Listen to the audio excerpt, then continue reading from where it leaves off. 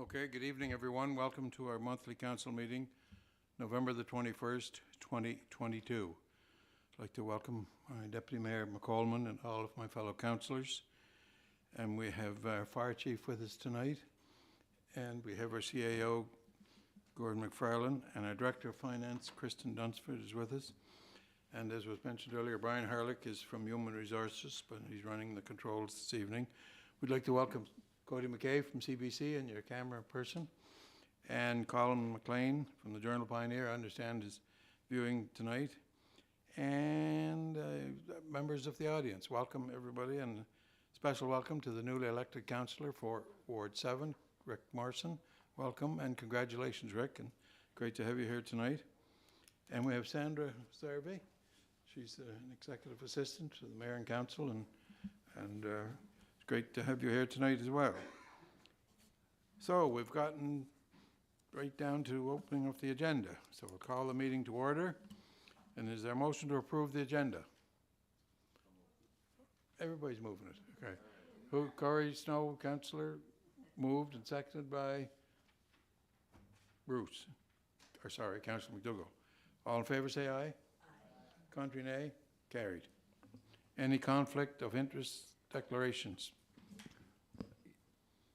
Oh, sorry. Go ahead. Yeah, they're rare, but I'm gonna. I am going to declare conflict for item 5, Planning Board 287 Winter Street. Reason being, just for that first Planning Board meeting that we had, I made some remarks that were almost, on the line of saying whether or not I support it or don't. So, had a brief chat with CAO Gordon, and we both kind of agreed that it'd be best to, if I step out at that time, just so we don't risk, if it comes to or an appeal, whether it goes one way or the other. So I am going to declare a conflict for that item, and I will step out when the time comes. Thank you, Councillor Drawn. I do not see any other lights on, so we'll continue on. Is there a motion to approve the monthly council meeting minutes of October 17, 2022, and the approval of the special council meeting minutes November 1, 2022? Moved by Councillor McFeely and seconded by Councillor Ramsay. Any questions? All in favour say aye. Aye. Contrary nay. Carried. Correspondence. Any members of council got any correspondence? I just have the usual 101 invitations to things, so I'll not take up a whole lot of time on that, but it was another very busy month with functions and events to attend, and as each councillor is giving their report, they'll be commenting on things that's going on in their departments. So at this point, we'll turn it over to the Chair of Finance, Deputy Mayor Norma D. McColeman. You have a report? Thank you very much. I would like to say good evening to my colleagues, members in the gallery, and members watching on live stream, and to the residents and the business community of the City of Summerside.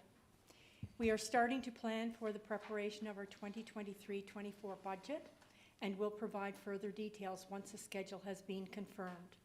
Our preliminary financial results as of October 31st, 2022 project a small surplus for our 22-23 fiscal year.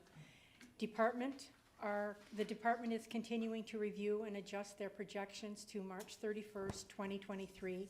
So please be aware that these preliminary results, although we do not expect them to change significantly, could possibly. We are in the process of our report tonight. We continue the status of our utility accounts receivable as of November 14th, 2022. I'd like to report on behalf of the department that the total overdue balance is $163,600 compared to $124,400 as of November 16th, 2021. Approximately 8.1% or $13,200 of the overdue balance is greater than 60 days past due, and this compares to a percentage of 2.7 or approximately $3,400 as of November 16th, 2021.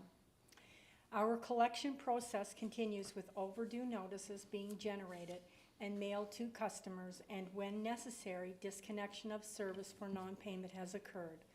Customers who have outstanding balances and have not requested a payment arrangement are strongly encouraged to contact Financial Services at 902-432-1230. If you have any questions regarding our utility customer portal, payment options, or our budget billing program, please see our website at www.summerside.ca. Email us at customerservice@summerside.ca, or you can call us at 902-432-1230. I'd like to thank you for the opportunity to present this report, and either myself or the Chief Financial Officer will be available to take any questions. And just as a member for Council, for your awareness, I just point this out each monthly report. The projection by fund as of October 31st, 2022, which gives a detailed account of all of the revenue by each city department and all of the expenses by each city department, will give you a breakdown of the amount that's in the funding based on the projection and the actual budget.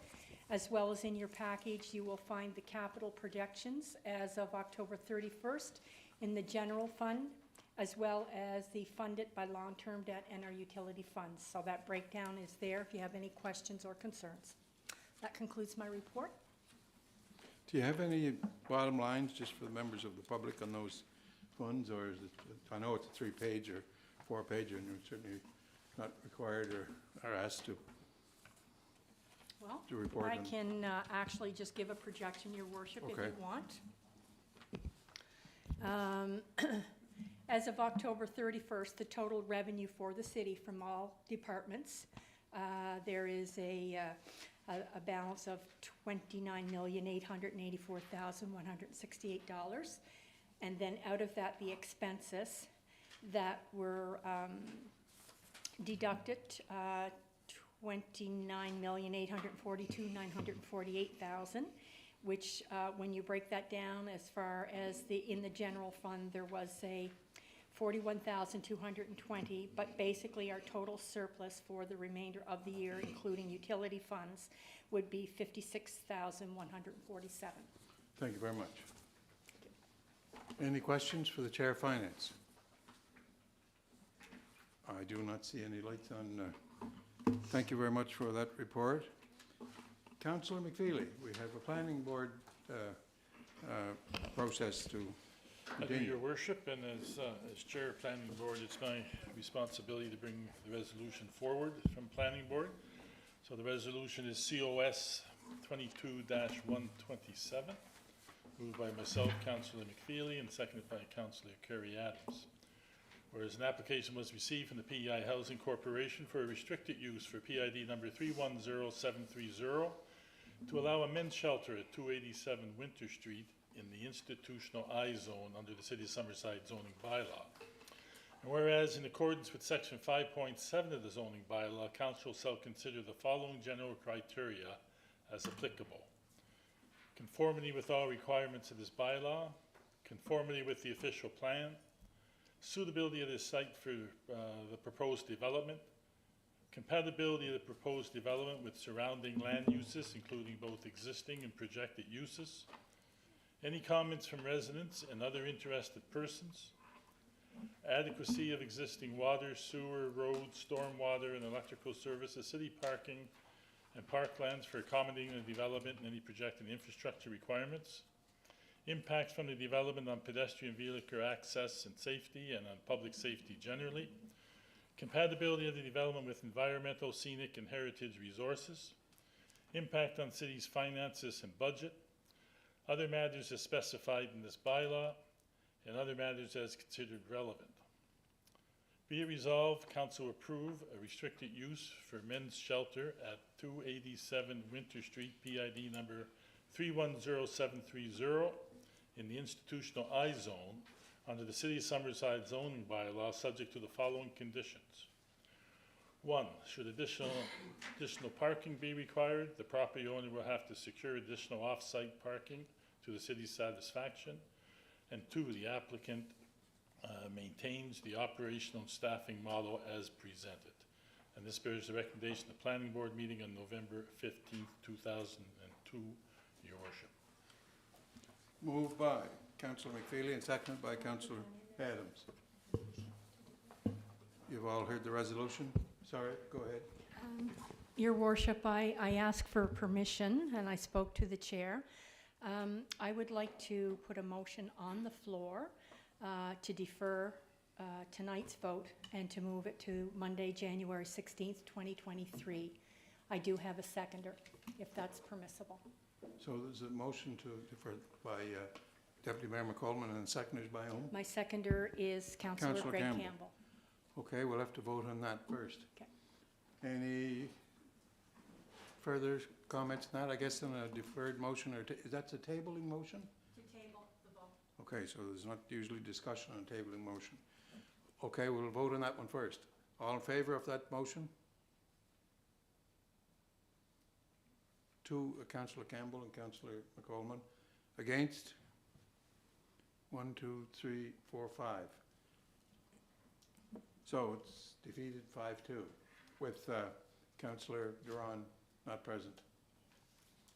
So we're back at the original motion. So it was moved by Councillor McFeely and seconded by Councillor Adams. And any questions on the motion? Any thoughts or comments? Or Councillor, well, two lights on here. I'm not sure which one came on first. Councillor Ramsey? Well, I have something that I'd like to say, and I'm not speaking very well, so I'm going to sit, if that's Sure. okay with everyone. And I'd like to say good evening and thank you, everyone, for being here and for sharing your thoughts on this very important decision that we as council have in front of us. I'm going to be reading my thoughts tonight, as I don't want to miss any of the important points that I feel should be made and I hope you are made. Very important points that have to be made, and I hope you don't mind. I've spent many sleepless nights trying to figure out the best way to proceed on this topic. I've made many phone calls, I've listened to many people speak, and I've received a large number of emails. All the correspondence, both for and against this men's homeless shelter. I have done my due diligence in trying to make the best decision I possibly can in this debate. So to begin, I'm going to speak on both sides of this situation for both parties involved. I will start with our government's request for a men's homeless shelter, and then I will go into the residents' side, so please bear with me. What I would like to start with is that I have spent a lot of time today talking with Ann Drake and Housing Minister Matthew McKay on the phone. Ann is the supportive housing coordinator with the province of Prince Edward Island. She is also the lady who presented a request for a men's homeless shelter on Winter Street back in November 1st. In speaking with Ann, we talked about how quickly the house could be open and whether or not our decision as council would hold up the process. And it was clear to me that it will be put on hold until a decision is made. Ann had also mentioned to me that she and the Native Council wanted to meet with all other resources previous to the house opening, i.e. police, neighbors, City of Summerside, Lifehouse, Boys and Girls Club, and other agencies to ensure that they could be good neighbors, and also expressed that they would hope to have good neighbors in return if this restrictive use zone moves forward by council. Another thing that Ann and I spoke of was the fact that this house was purchased by the PEI government back in March due to the many different housing needs within the City of Summerside. At this point, they had not planned on using it as a men's homeless shelter until the very serious issue came up with a number of months ago, where it became apparent that Summerside residents were living in tents because they were homeless. Government, as well as many of us here tonight and throughout the city, became very concerned as to where these people were going to be able to live for the winter. This home was available, so they put the restrictive use zoning forward. The other person I spoke with today was Minister of Housing, Matthew McKay. I wanted to ask Minister McKay about some of the issues with the actual condition of the house, which some of you brought to my attention. Minister McKay said that there would be many renovations completed, a new roof, drywall, painting, and other repairs done as required. I asked Minister McKay about having a fence put up for privacy for everyone involved. Minister McKay felt that that would not be a concern if council decided to move forward on this zoning. So now I would like to speak about the residents and the concerns that they have regarding a homeless shelter being located in their residential area. I want you all to know that I hear exactly what you are saying. I hear your concerns regarding home values and whether or not your neighborhood will be safe or that your business may suffer. I have taken all of this information into consideration, and I do not disagree with any of what people are saying and what they are feeling. I do understand. I would like to put forward a thought that we could look at this through a different lens. I wonder if maybe because it's going to be a one-year restrictive use, if the city could visit that a year from now to see how things are going, whether or not the people in the neighborhood are satisfied with how it is being supported and run by its staff. Maybe in that time we could reassess if the shelter is located in the best possible location. The other thing that needs to be looked at is the Native Council is potentially signing a one-year contract with the province of Prince Edward Island. They may not even be interested in continuing the homeless shelter at the end of 1 year. We really have no idea until at least we give this an opportunity. I simply cannot, as a city councillor, have on my conscience that people are out sleeping in tents and freezing to death over the winter months. We have the Prince Edward Island government offering us a place for our residents of Summerside to be safe, to be warm, and to be cared for. How on earth do we not accept that offer? I know it's hard for you to understand, but I'm asking you to put yourself in my position as a city councillor and as someone who is here to try and make the best possible decision for every one of us involved. We're living in a changing world, and I feel that there will be many, many more housing concerns in the very near future. And if we don't try to stay ahead of it, we will be in a more difficult situation in a very short time. I have considered all the points in the Planning Act that we are supposed to consider. So what I would like to see tonight is that we put some conditions on this application in hopes that everyone is satisfied and that we can move forward. Thank you. Thank you, Councillor Ramsey. I believe Councillor Snow was next, and then Councillor MacDougall. Thank you, Worship. Thank you, Worship, and thank you, Barb. I probably won't take as long as Barb, but feel very much aligned with many of the comments she made. I too have really, truly tried to put myself into everyone's shoes. The neighbors, the government, the Native Council, those living on the streets and trying to figure out how to move forward with the application in front of us. And it's not easy because I know regardless of this decision we make, it is going to, in people's eyes at least at first, negatively impact them and make them feel like we weren't listening. The only thing I want to point out is that, I'll speak for myself, but I got the feeling from, seeing the debate go on and hearing people present that all of council have really listened to everybody's concerns and have really taken into consideration everything being said.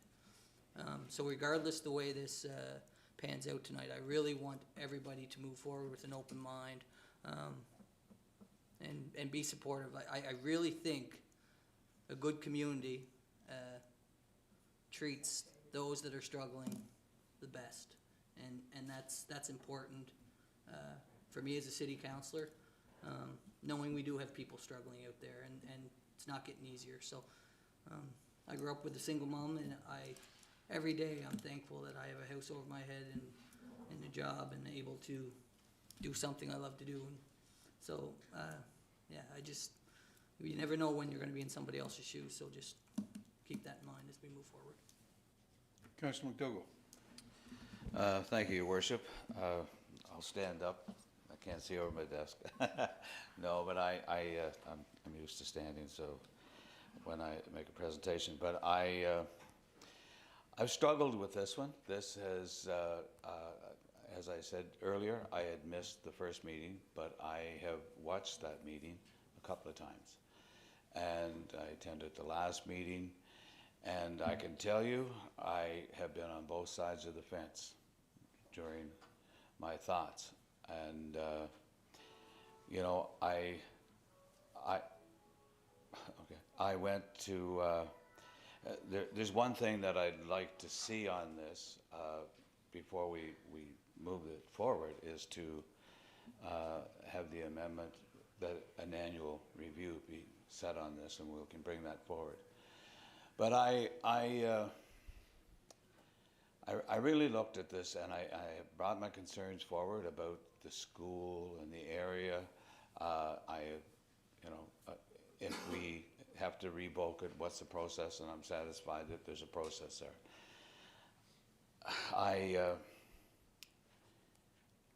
I got up this morning and I was sitting in a nice warm house and a beautiful comfortable chair.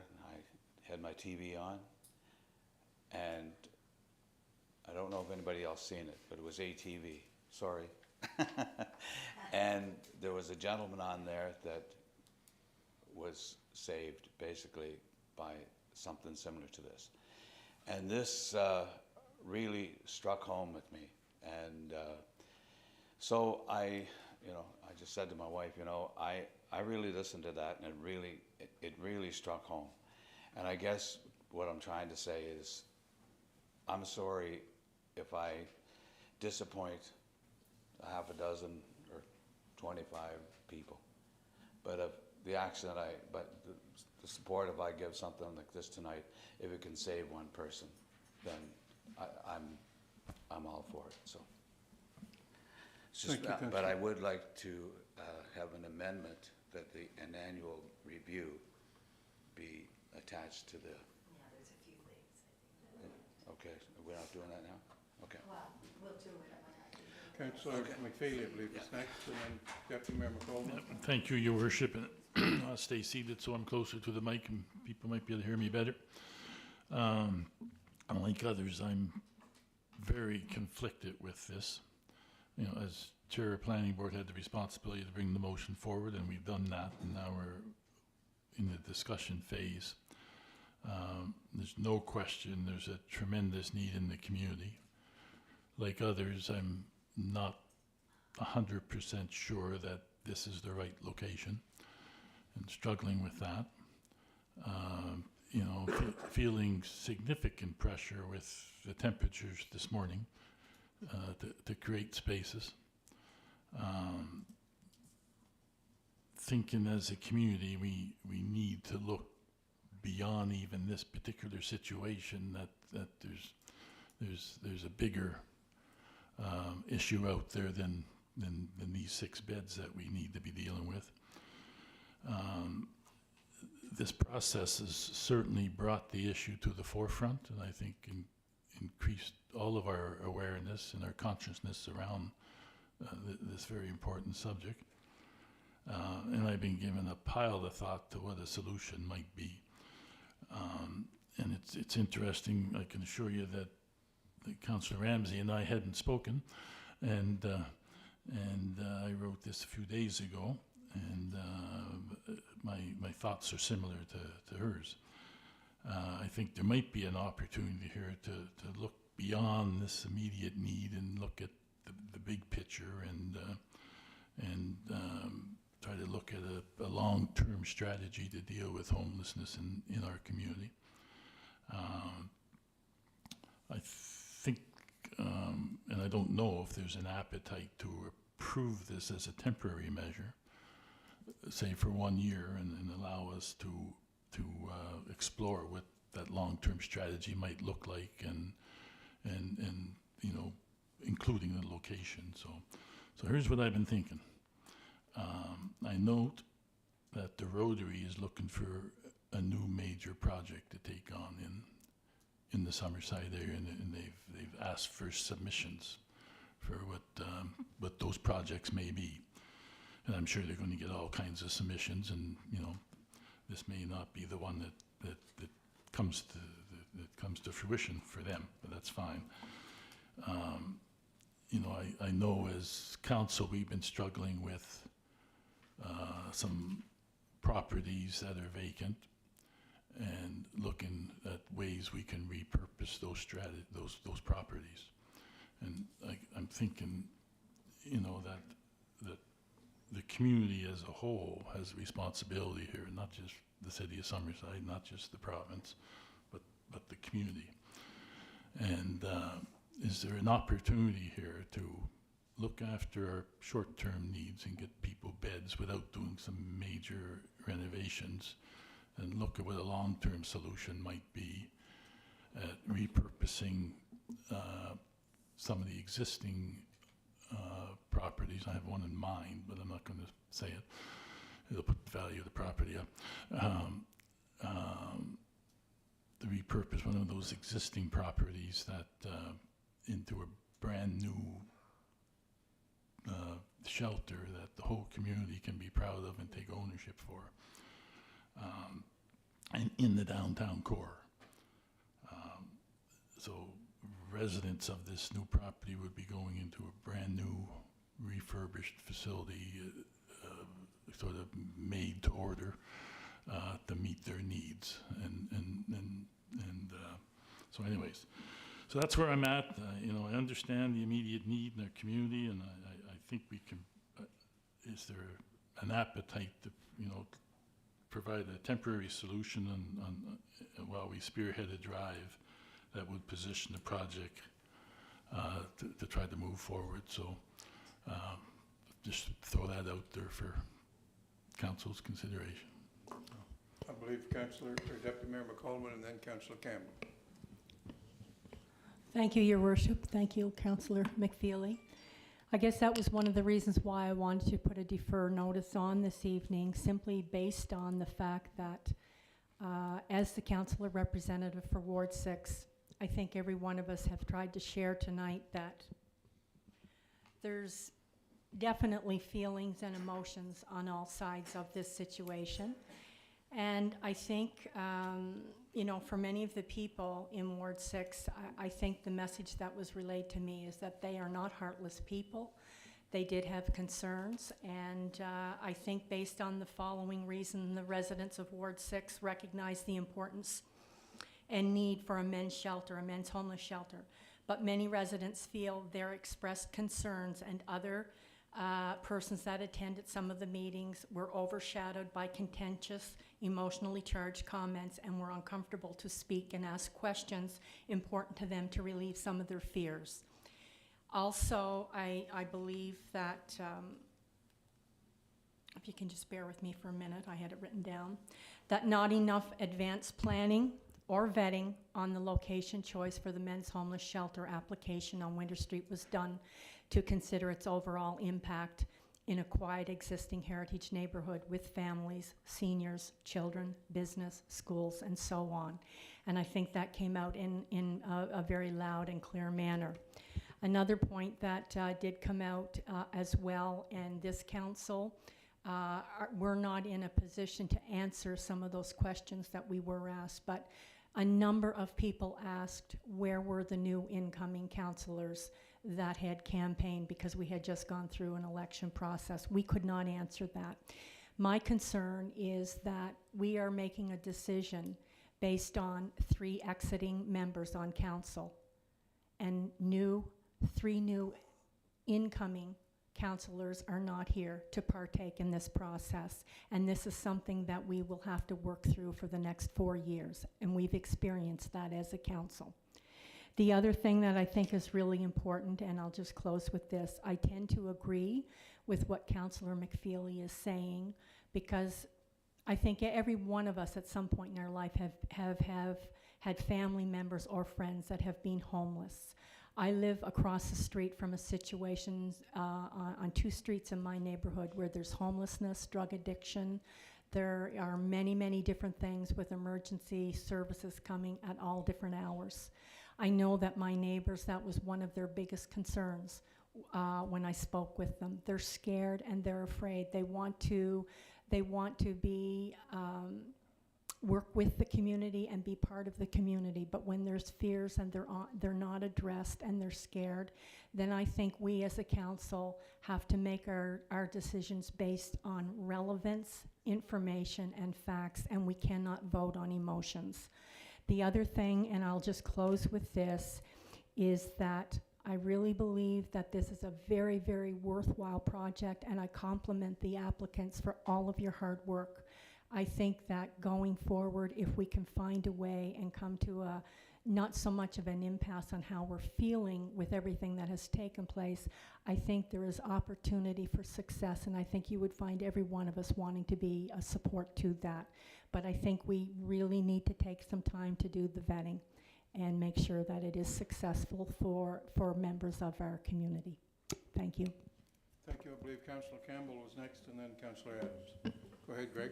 Yeah, First, just Councillor a Campbell. few words. I get in here so you can hear me. This is my last meeting, and boys are squeezing the last drop out, let me tell you, on this one. But I'm kind of back McFeely and Norma. Just take our time and let's be proud of what we're doing. And there's 2 sides to every story, and it's so hard, so difficult to be elected by the residents, and the residents don't want what, and you're representing them. It's kind of difficult to figure out which way to go, but I'd like to see us table it and let the 3 new councillors really get their feet wet in a hurry. Thank you, Councillor Campbell. Councillor Adams. Thank you, Worship. I just wanted to clear up, because it was brought to my attention that there was sort of a question whether I might be in a conflict in regard to some comments that I made after the presentation.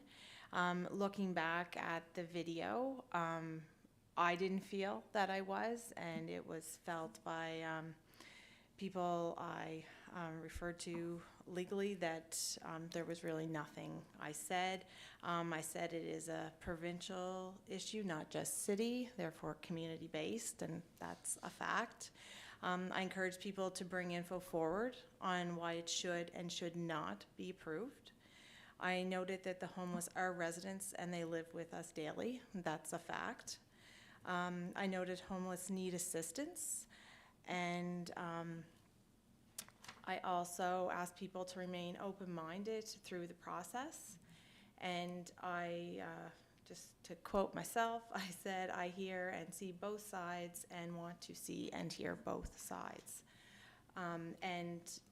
Like everybody else was saying, we got emails and calls and messages from both sides. At the end of the day, I'm here. I realize there is an incoming council, but the way I look at it, this council is here until the new people sign the papers on December 5th, and this is ours to deal with right now. And I don't feel, I know staff would educate them, and they will educate them, because it will be something new council will have to go through with us, the implementation of it and the rollout of the facility. But I just wanted to let everybody know that the way I feel, I was elected to continue doing this job till December 5th. I was lucky enough to continue doing it for another 4 years. So I feel okay with my decision this evening, and I'll be here to help the new council take on the rollout of the facility if that's the wish of council. Thank you, Councillor Adams. I just have a couple of questions before. I know there's been one conflict declared, and I'm not sure when the vote is called if somebody else happens to do that, but I just want to be clear in my mind, just in case there's a tie vote. I'd ask the CAO this, who is also a lawyer. If a new council come in, can they revoke this resolution during the 21-day appeal period?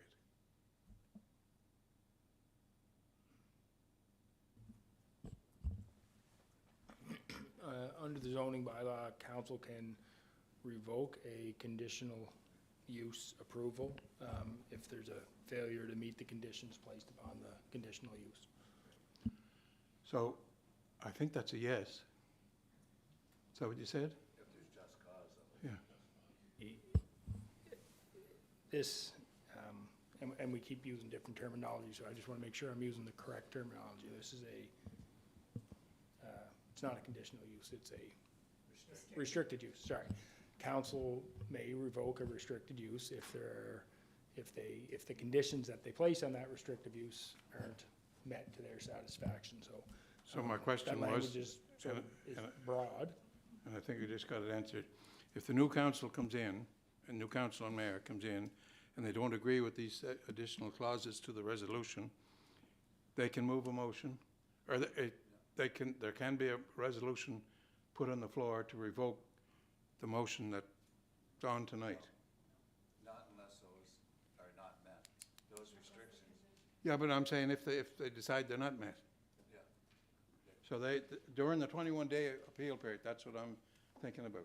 Yeah, the 21-day appeal period really has no bearing on this council or the next council. I know not in this one, but the next council will be in office in the 21-day appeal period, because they're swearing in on the 5th of December. Right, but the 21-day appeal period is an IRAC Yes, I know that. legislation. But I piece. guess It's my not- question was, after the 5th of December, if the new council decides that they want to revoke this resolution and call a special meeting to do it, legally they can do it?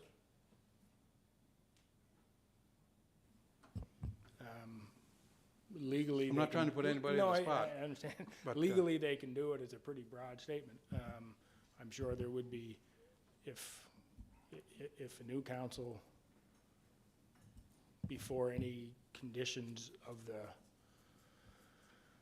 were either met or not met, if a new council tried to rescind that right away, I suspect it might be met with a challenge By whom? by Where would it be whoever in- didn't like the decision. No, where would it be in Iraq? If something like happened, I'm just trying to figure out the possibilities here. Yeah. In that 21 days. If a new council made a new decision, there would likely be a new 21-day appeal period to start from that new decision. So then we're into winter again for another couple of months. Anyway, that's what I was had in the back of my mind. I have no further questions. Are you ready for the, Councillor McFeely, you moved the motion? Sorry. If we're going to put stipulations on this, at what point do we do that? Right now. Okay.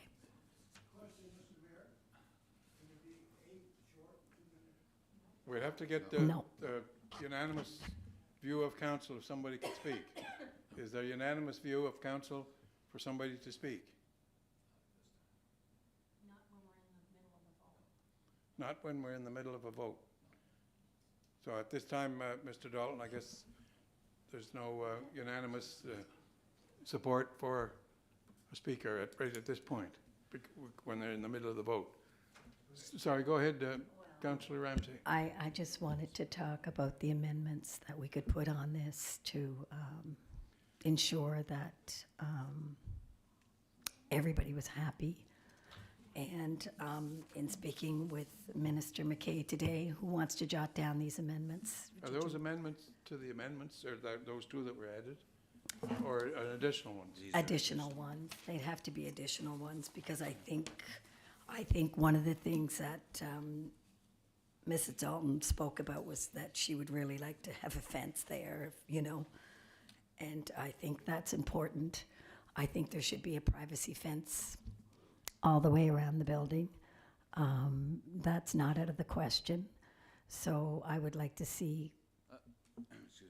I would like to request that. Gordon, excuse me, Gordon, does that have to be in the amendment, or can be the terms of the development process?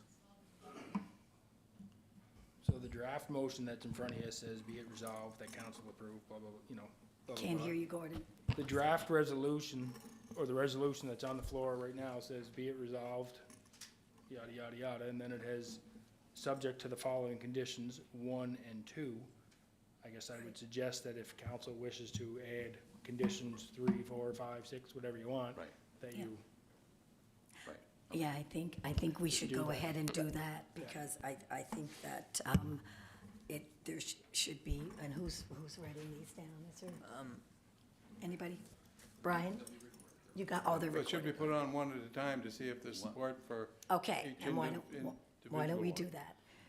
Your worship, we sort of opened a can of worms because I know. I just sort of caught the eye of somebody in the audience who said, I have not said that. So when we use somebody's name, unfortunately, I Oh, think it's very important that we just clear the water before any vote. Well, just a Because I think moment. that's sort of that makes it a little bit murky, and I don't want us to be voting on something with an impression that somebody said something, if they're saying they didn't say it. So Well, exactly. let's just clear that water, and maybe I would be okay if that person, I think they know who they are, if that person got a chance just to clear the air on what they might have said, and then hopefully not open the floor to anything else, just so we're clear. So That's okay. the question is there unanimous among councillors to have somebody speak? Or how can we clear the air? Well, guess why my don't I, concern because is- I said Yeah, it, so okay. why don't I Yeah. take it, Corey? Okay, thank you. I'm sorry, Mrs. Dalton, I thought that's what you said when you were standing there, that because you were in the yard just behind, that a fence would, not that it would make it okay.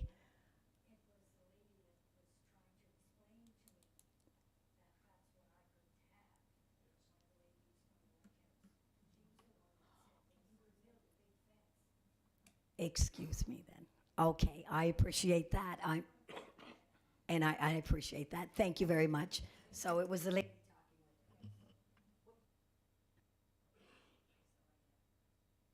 Holy cow. So I guess. Basil, your worship, are you touching your buttons? I think you're. Okay, when you do that, mine goes in, so you just leave yours on. There, okay, we're I good. think we need Brian over here. Brian bailed us out there. Did you, Brian? Okay, thank you. So anyway, one of the things that I would like to request then would be a fence, then I would like to see that be one of the conditions. I know Mr. McKay has talked about, now how about this? Father from the Catholic Church, we talked about the roof being,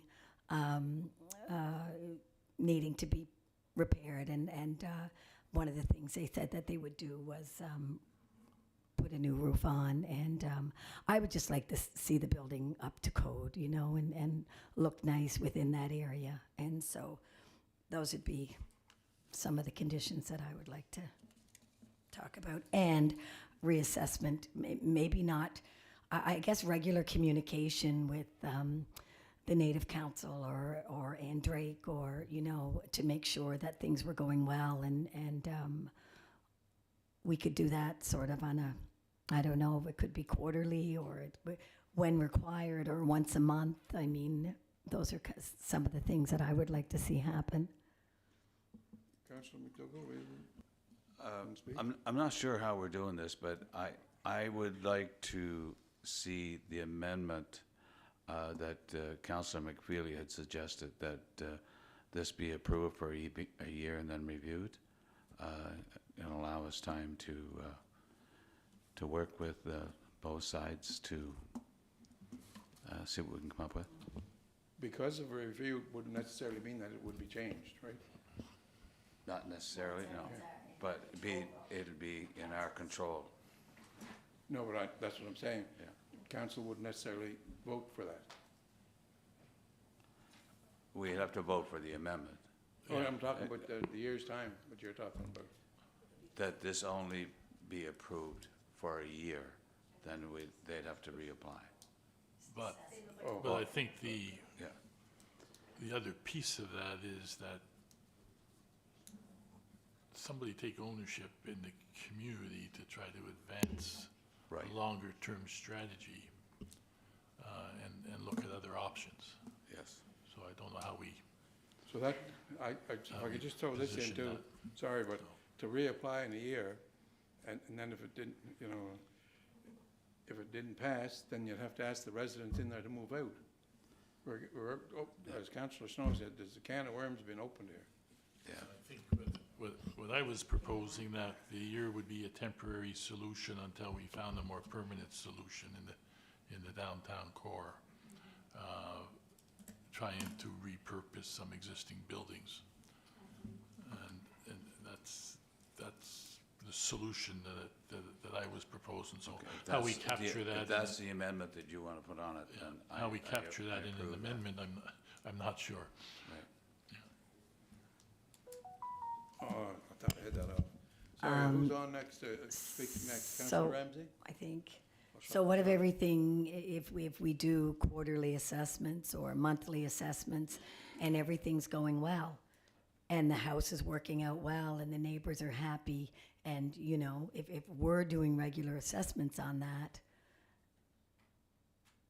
then, we can still continue to look for a different location. I'm not saying that, but does it have to be, they're out in a year if things don't, that's the concern around that. I guess, for me, I'm sorry, Councillor Snow, I know you had to lay on. Well, I was asking.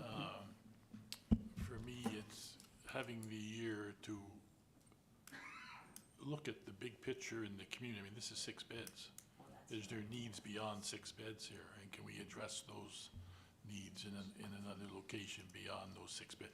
And I was hearing through the process, and that's why the process works so well. We hear these presentations, and that the need is far more acute than 6 beds. And can we as a community solve a much bigger problem here than just those 6 beds?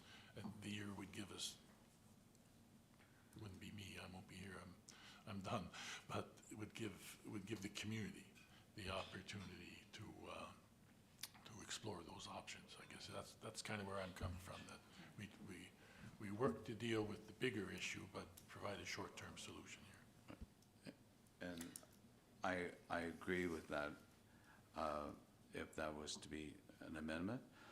And in saying that, come to the end of the year, if the process has to go on longer before something is achieved, it's, council will approve it then, so. Councillor Snow? I gotta be honest, I just think we're starting to overthink it here a little bit. I think the province and Native Council are gonna be doing just that if there's a greater need in the 6 beds. They're gonna be working to another solution. And that's not for us to make that solution, it's us to work with them, and I can tell you, I will be at the table, working with whoever to come up with a solution if there is a greater need. But the need in front of us and the application in front of us is to use Winter Street. If we want to, put some amendments on there, but when we're talking about let's work to a bigger picture, although I think it's a great idea, I just don't know how we work that into this application. I just think we move forward with the way it is. If there's some stipulations we need to put in place, and then we're all gung-ho to move forward and find a bigger solution with the Rotary or other service groups within the community, we do that. But I think like I said, we're making them really muddy here. So let's vote on what we have in front of us and make a decision. Thank you, Councillor Snow. So, I thought somebody said there was going to be an amendment. Or we're going to vote, Councillor McFeely? Well, I think what I wanted to put on the table, if we'll go right back to where we started, was to do continuous assessments over the year. The Native Council's involved for a year.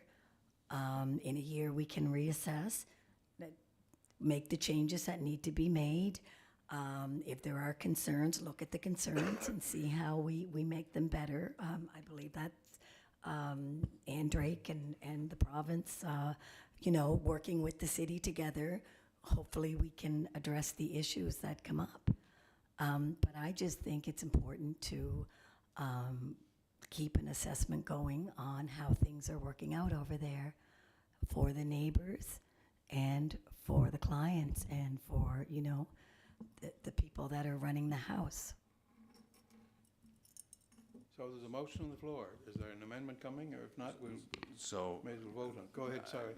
I guess if we're looking for an amendment, as Councillor Ramsey had talked about, I believe you wanted to make an amendment to include the area be fenced. The area be fenced and Right. continuous assessment. And continuous assessments. I don't know if the continuous assessments, but I think it definitely needs to be reviewed in the year. Well, yeah. 3 or 4 times, or Yeah. once a month, whatever Yeah. works, whatever's happening. So we need to know what we can vote on, so, We need a little clarification Yeah. on something. yeah. Okay, when you say continuous assessments, could somebody please clarify what that's going to look like? Is it going to be the people that are operating the shelter? Or are you going to be tasking somebody from the city staff to do it? Like, can somebody please clarify? Because once that goes into the record, it has to be lived by. Okay, so I did some clarification today, speaking with Ann Drake, where she said she wants to speak with other resources out there, police and Boys and Girls Club, City of Summerside. I think they have full intention of working together with us. So what that looks like, I don't know how that has to be written out, or whether CAO has an idea on how they can make it happen. But that was my thought, Councillor McColeman.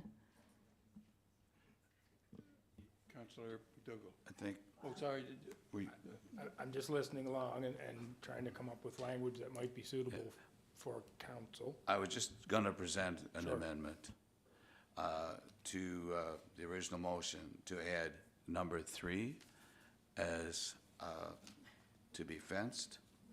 The area is to be fenced. by whom? What? By whom? By the province or whoever owns it. Yeah. And And what kind of a fence? And how high? I'm not, privacy fence. So there is Yeah, a, that was just came from, so just so we can get this, So, right. is there an amendment coming? Yes, Still I'm thinking starting the about it. amendment, and I gotta get it down that we're requiring a fence. And I also, as number 4, I'd like to see a yearly review. Well, So is that, do you have a seconder for your proposal? if you want to, Well, I'll second it, or either I first it or I second it, whatever. It's the same request. quarterly review? Yeah, Yeah. yeah, I think Okay, quarterly I'll review. change that to a quarterly review. Yeah. I think so. That's it, so. Yeah, so with those 2 things, if everybody's happy with those requests. So is it clear then for You're Brian, gonna who's second the keeping the amendment? minutes and the notes, Yeah, what that okay. third additional one is? Didn't I? Because you can be sure down the road, a month or 2 or 6, we'll be looking over the minutes. Somebody will be. What's the exact wording of that amendment, Brian, or Bruce? The amendment to the original motion is to add number 3. There was 2 stipulations on it so far. So add number 3 is the area to be fenced.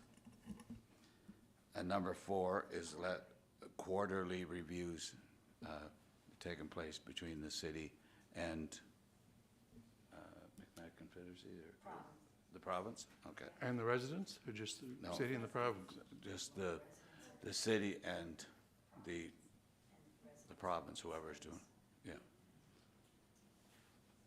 So, there's an amendment moved by Councillor MacDougall and seconded by Councillor Ramsey. Right. Or vice versa. So, is that clear in everybody's mind? Is there, okay, we'll have a vote on that amendment. All in favor of the amendment? 1, 2, 3. Where? 4. Okay. 4 and 5. And against? 1. And you're abstaining? So Councillor or Deputy Mayor McColeman is abstaining, so Councillor Snow is against the amendment. So I guess it passes. I counted correctly. Okay, so I got to go back to the question from request, but I guess we'll have to have the vote first. There was a request for somebody to speak on it. So we ready for the vote? All in favor, say aye. Contrary, nay. Carried. By Councillor Deputy Mayor McColeman against. Okay, there was a request to somebody to speak, but it was suggested that it not be in the middle of a vote. Is there unanimous support here from council for that? Pardon? So was there a request for somebody to speak? And do we have support from council for that? And is it new information? The request came.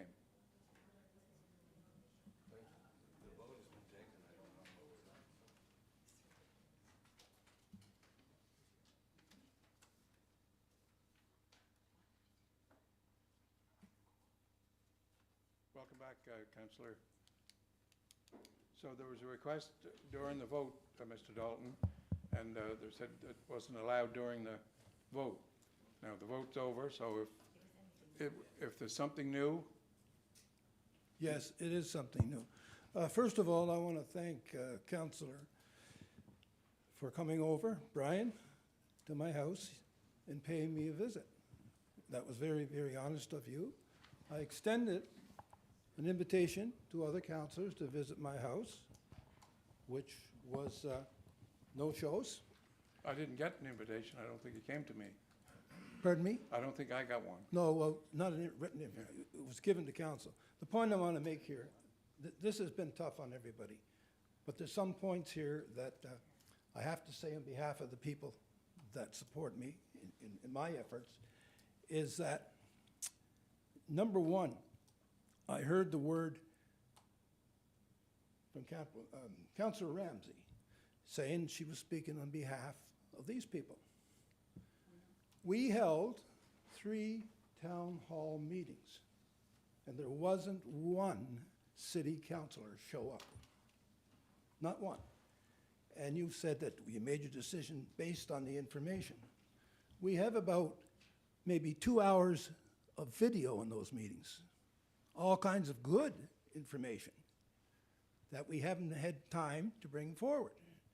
And coupled with this election, the interference of the first meeting, there wasn't ample time for people to speak. And a lot of people wanted to speak. And we did have several people speak on Saturday with very legitimate problems. The feeling what I'm getting from we, the residents, is that city council doesn't give a hell about us. Let me finish. Let me finish. I want to say, as far as concern for finances and money and losing money for rent or for house resale, I'm sitting there now with $40,000 almost to spend on putting 2 roofs on from this hurricane. 2 roofs. And then if I have to move or sell, maybe my loss will go up to about $80,000. Do you think that's nice, Councillor Ramsey, that we're left there and vulnerable? George, I don't think any of this is nice. And I did listen to everybody speak. I listened to you. This is the 3rd time I've listened to you speak. I've listened to lots of speakers in here. I had never spoken to Minister McKay, so I gave him a call to find out what they could do with the concerns that folks had. So I would appreciate you speaking your mind, but leaving me out of it. Thank you. Well, I would say to you, Councillor Ramsey, if a citizens group, and now we got an official citizens group, we're going to be discussing these events in this community every month. And when the citizens get together, it's because they want a voice. And that's what we had at each meeting, that none of the council attended was a voice. So for you to stand up and say, well, I got all the information for, and understand us, obviously you don't understand us. So that's all I want to point out, that the whole system, as it took place, has been flawed. And it's unfortunate, but I think the first idea was the best, was to put it off until January, because we still have to deliver to you. You got all the information from us. No, you haven't got all the information for us. You put us at a, and I received email after email after email, and yes. I did get all the information. But by January 23rd, we could have some dead people. It's pretty cold out there tonight driving down here, do you George. think I am not voting on a motion. I'm voting on how I dead people think. might be dead people. You not think that we're a caring institution here? I absolutely do, George. Absolutely. Well, anyway, But not I'm gonna- here to make a decision, Okay, and I've people made can't it. hear with two people talking at the same time, so one at a time, please. I just want to know, why didn't you attend the public meetings? May I answer? George, would you permit me to answer a couple of your comments that you've made? Sure. Okay, number one, obviously I don't know if you were paying attention to the vote, but I voted against the resolution tonight. Yes, Yes, I did. I was paying attention because you. Well, were- I abstained from the amendments. The rest of the vote I didn't. were Thank you. You were looking after your residents, as I heard it. Yes, because I'm standing with the residents of Ward 6, just like most of the councils in this room, when there's something in their ward that happens, they stand with their residents. Did I listen to you? Did I listen to the residents? I believe I did. Yes, you did. You invited us to those meetings, but what you have to understand, Mr. George Dalton, is that when we are before a public planning board, and I hope people will truly understand this, we are in a situation where we have to remain very impartial.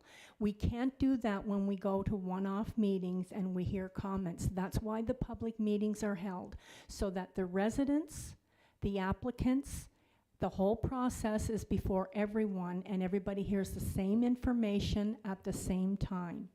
And Mr. Dalton, I will tell you, I have respected you for years for all of the things that you're involved in. But one thing, sir, that I cannot condone is that you feel that it's your right to shame council when we try very, very hard. And I wish you would think about that. I would respect that, because we try very hard. And to answer to you, I just want to finish. We had a meeting, and people were there. And what did we talk about the council? The council had a job to do. They had a process. We were not slashing the council at the meetings. You are here. Oh, tonight? What am I slashing?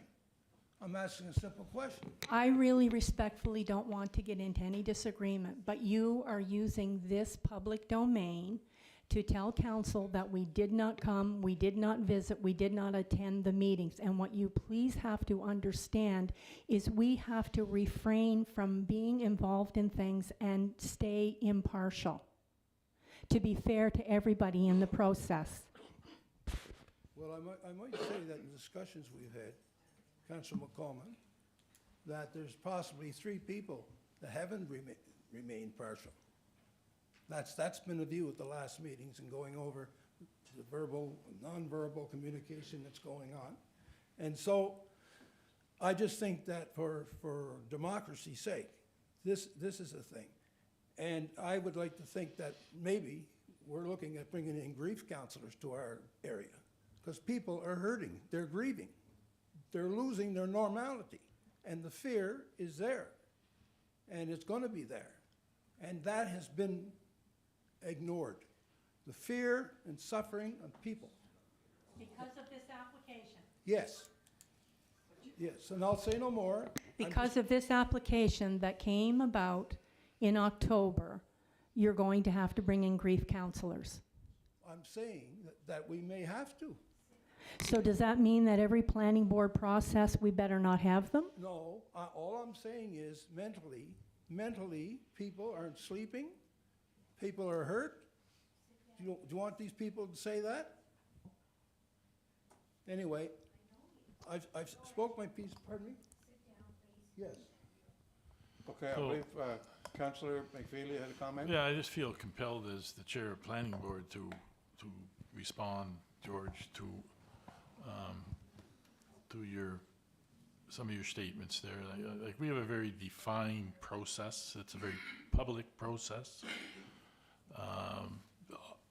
As chair of planning board, with planning board's concurrence, we made sure and were very open that if people had something to say, they were welcome to say it. In fact, we encouraged that over and over and over again at both meetings. So the sense that there was, that people weren't listening or weren't hearing or weren't getting the information, those are the forums that we gather the information in, as well as the many emails that we get or phone calls or whatever. Others have spoken about the difficulty with going to these sidebar meetings. Those are the public forums that are open to council, open to the media, open, they're online, and that's where we need to get our information from in accordance with our bylaws. So any sense that council weren't attending meetings or whatever to gather information on this, that's just not accurate, because our process is the public process. And I'm comfortable as the chair of planning board that we followed that process as we have in all applications and how it's defined in our bylaws. So I just feel compelled to make that statement given some of the comments here. So thank you. Thank you, Councillor McFeely. So, where are we here now? That's the end of that one? Yep. I just want to make one final comment on that in regards to, we had a similar situation with the parole house that was requested for Water Street East. We couldn't get involved in that, and none of the councillors did, because of the possibility of comments being made could affect the appeal process one side or the other. So council, we had to wait till they heard the evidence and all of the reports and then vote on it. So that's what happened out there in that one, and that's what I think Councillor McFeely is referring to, and Deputy Mayor, that the process has to be followed. So, but my only concern too was this was purchased last March, and here we are 3 weeks before an election processing it. But that's all behind us. We've had our vote, and that's the end of that one for tonight, and see what happens in the future, I guess. So we'll continue on with the agenda. Oh, sorry. Councillor And Don, I don't yeah. want You to have drag your- this your out light anymore, on. but thank you, Your Worship. Just because I was out there, I thought I would just very, very, very briefly speak on this, now that I've been advised that it's okay to do so. And I wasn't going to, but I thought it might be timely, because you may have noticed that Chief Ron just got up and left the room. One of my roles as a firefighter across the street, myself and 6 others, we also work for the Coroner's Department, or the Coroner's Office, Department of Justice. We're on call 24/7. Ronnie is one of them. Basically what we do, we go and we pick up deceased people.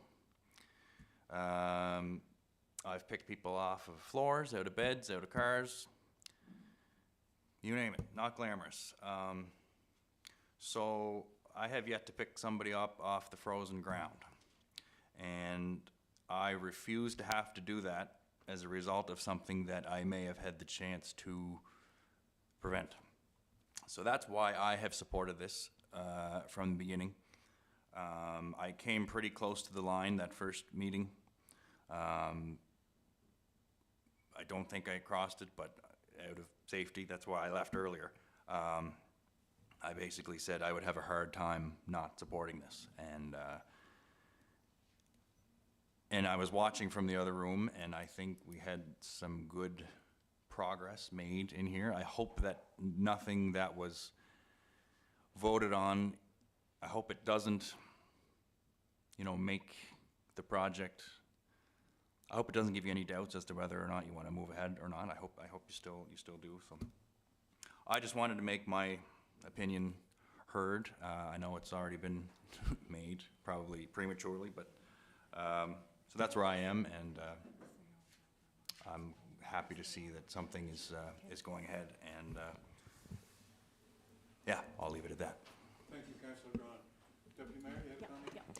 I just wanted to explain to all of the residents that are here in the gallery as well that even when something comes to a vote, as individuals, human beings representing different wards, that doesn't mean whenever the application goes forward that you certainly will find every one of us very much trying to be a support and work with the applicants, with the House, those kinds of things. And sometimes we're in situations where we're representing residents, we're representing a lot of different comments and needs. So I just want to say that tonight I may have been an opposing vote. I was standing with my residents in the ward because they have supported me for 20 plus years. But that does not mean I do not think it's worthy what you are doing and trying to do, and I'm sure you will find all of us there to stand with you to help in any way we can. Thank you very much. I do not see any other lights on. We'll continue on with the agenda. Thank you, Councillor McFeely, for the planning board. Councillor Campbell, you have electrical services? Councillor MacDougall, you're going to fill in for the chair. Going to do his report for him. This was done up by Chair Greg Goody. Some of the maintenance done by the department. The community fridge has been wired up and energized. The Christmas lighting is being tested for installation later this month. City Hall emergency generator circuitry was tested. Street lighting downtown repaired along the Foundry parking lot. Boardwalk lighting repaired several times for lighting damages. Repaired traffic lights at Granville and Walker. And Reed's Corner Lift Station demolition disconnection.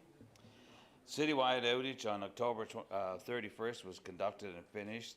The required annual substation maintenance for Summerside Electric allowed MECL to progress with the line upgrade that feeds Summerside Electric from their transmission system. A final outage is required on November 20th to finish the upgrade necessary due to the growth of Summerside Electric customer needs. The new electric utility digger truck has been ordered and is due to arrive in 2023. 2 months work fully concentrating on cleaning up the leftover items from Hurricane Fiona. The new micro hotel by the credit union place has been energized this month.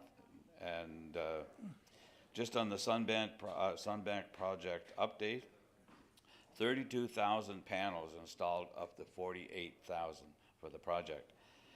Racking structures we only have 160 left to do out of 1,846. The new line is being constructed through the west end of the city, down Seaweed Road, South Drive, to Water Street, Rupert Street, along North Market. The berm and Bayview Drive realignment have been finished, with trees being planted in the spring.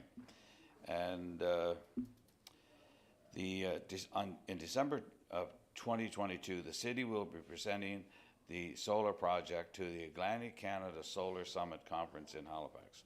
So I'm sure that the Atlantic Canada Solar Summit will be very interested in our project out there. Did you mention the date when it will be opened? Hours? No, I didn't. Do you have a date, Gordon, when we're expecting to be finished? In the spring. I thought it was like March, April sometime. Oh, it's running behind. It was planned for December, but Yeah. I guess with the Yeah. additional work. So just a couple of stats. 42.5% of our electricity came from wind this month. The generators' run hours were 20.5. There was 146 service calls, and 34 new electric customers and service upgrades were completed this month.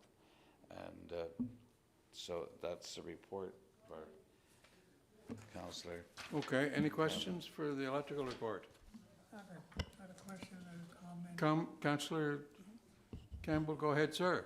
Yeah, we mostly have 12 to 14 new hookups, and I noticed that this month there was 34. 34, yeah. That's really something. Yeah. Thank you. We do have a resolution there. Go And- ahead. Okay. Your worship, on my recent door-to-door campaign, there were concerns that most of us have all heard. Those concerns range from affordable housing, the homeless, food security, speeding, and et cetera. One concern that is unique to Wards 1, 2, and 8 is the Maritime Electric customers within the city of Summerside boundaries. This has been an issue in every election campaign since this city has been formed. In each and every term, we have brought the issue forward to council and tried to have it dealt with, but each time, council staff have run into a brick wall. Your worship, during this campaign, the message was slightly different. It was not that it would be nice to be on Summerside Electric. The message was clear. We want to be and deserve to be on Summerside Electric. And I certainly agree with them, especially after the recent Hurricane Fiona, where power was quickly returned to its residents and Maritime Electric customers were dazed. As you are well aware, your worship, we have tried, and this can has been kicked down the road far too long. I have a resolution here, your worship, that I hope that each councillor will support. I don't have a copy of the resolution. No, I just got it here, so Okay, thank you. I'll pass it to you. So, moved by myself and seconded by Councillor Greg Campbell, that the outgoing council of the city of Summerside requests that the new city council, effective December 5th, 2022, immediately set up a public meeting with the Maritime Electric customers within the city limits to discuss and provide steps forward in the process to convert Maritime Electric Company Limited customers into the Summerside Electric customers. Moved by Councillor MacDougall and seconded by Councillor Campbell, yeah. You all heard the resolution? Any questions? No, Councillor Snow. not really a question. Well, I guess it is a question. Just some clarity. So the resolution is asking for us to, We're asking the new city council yeah, to immediately set up a public meeting with the Maritime Electric customers within the city of Summerside to provide steps forward in the process. the city will provide steps forward. The limits to discuss and provide steps forward in the process to convert the MECL customers into the Summerside Electric customers. So I want to say that I fully support us getting all those residents within the Summerside city limits onto city power. I think it's reasonable. It's the right thing to do. I'm a little bit confused, I guess, on what having a public meeting with them to come up with solutions to something we haven't been able to solve.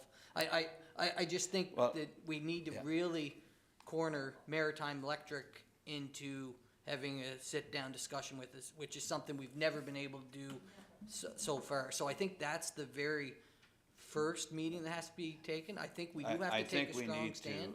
The reason I put this on here is I think we need to meet with the residents, and let's move forward from there.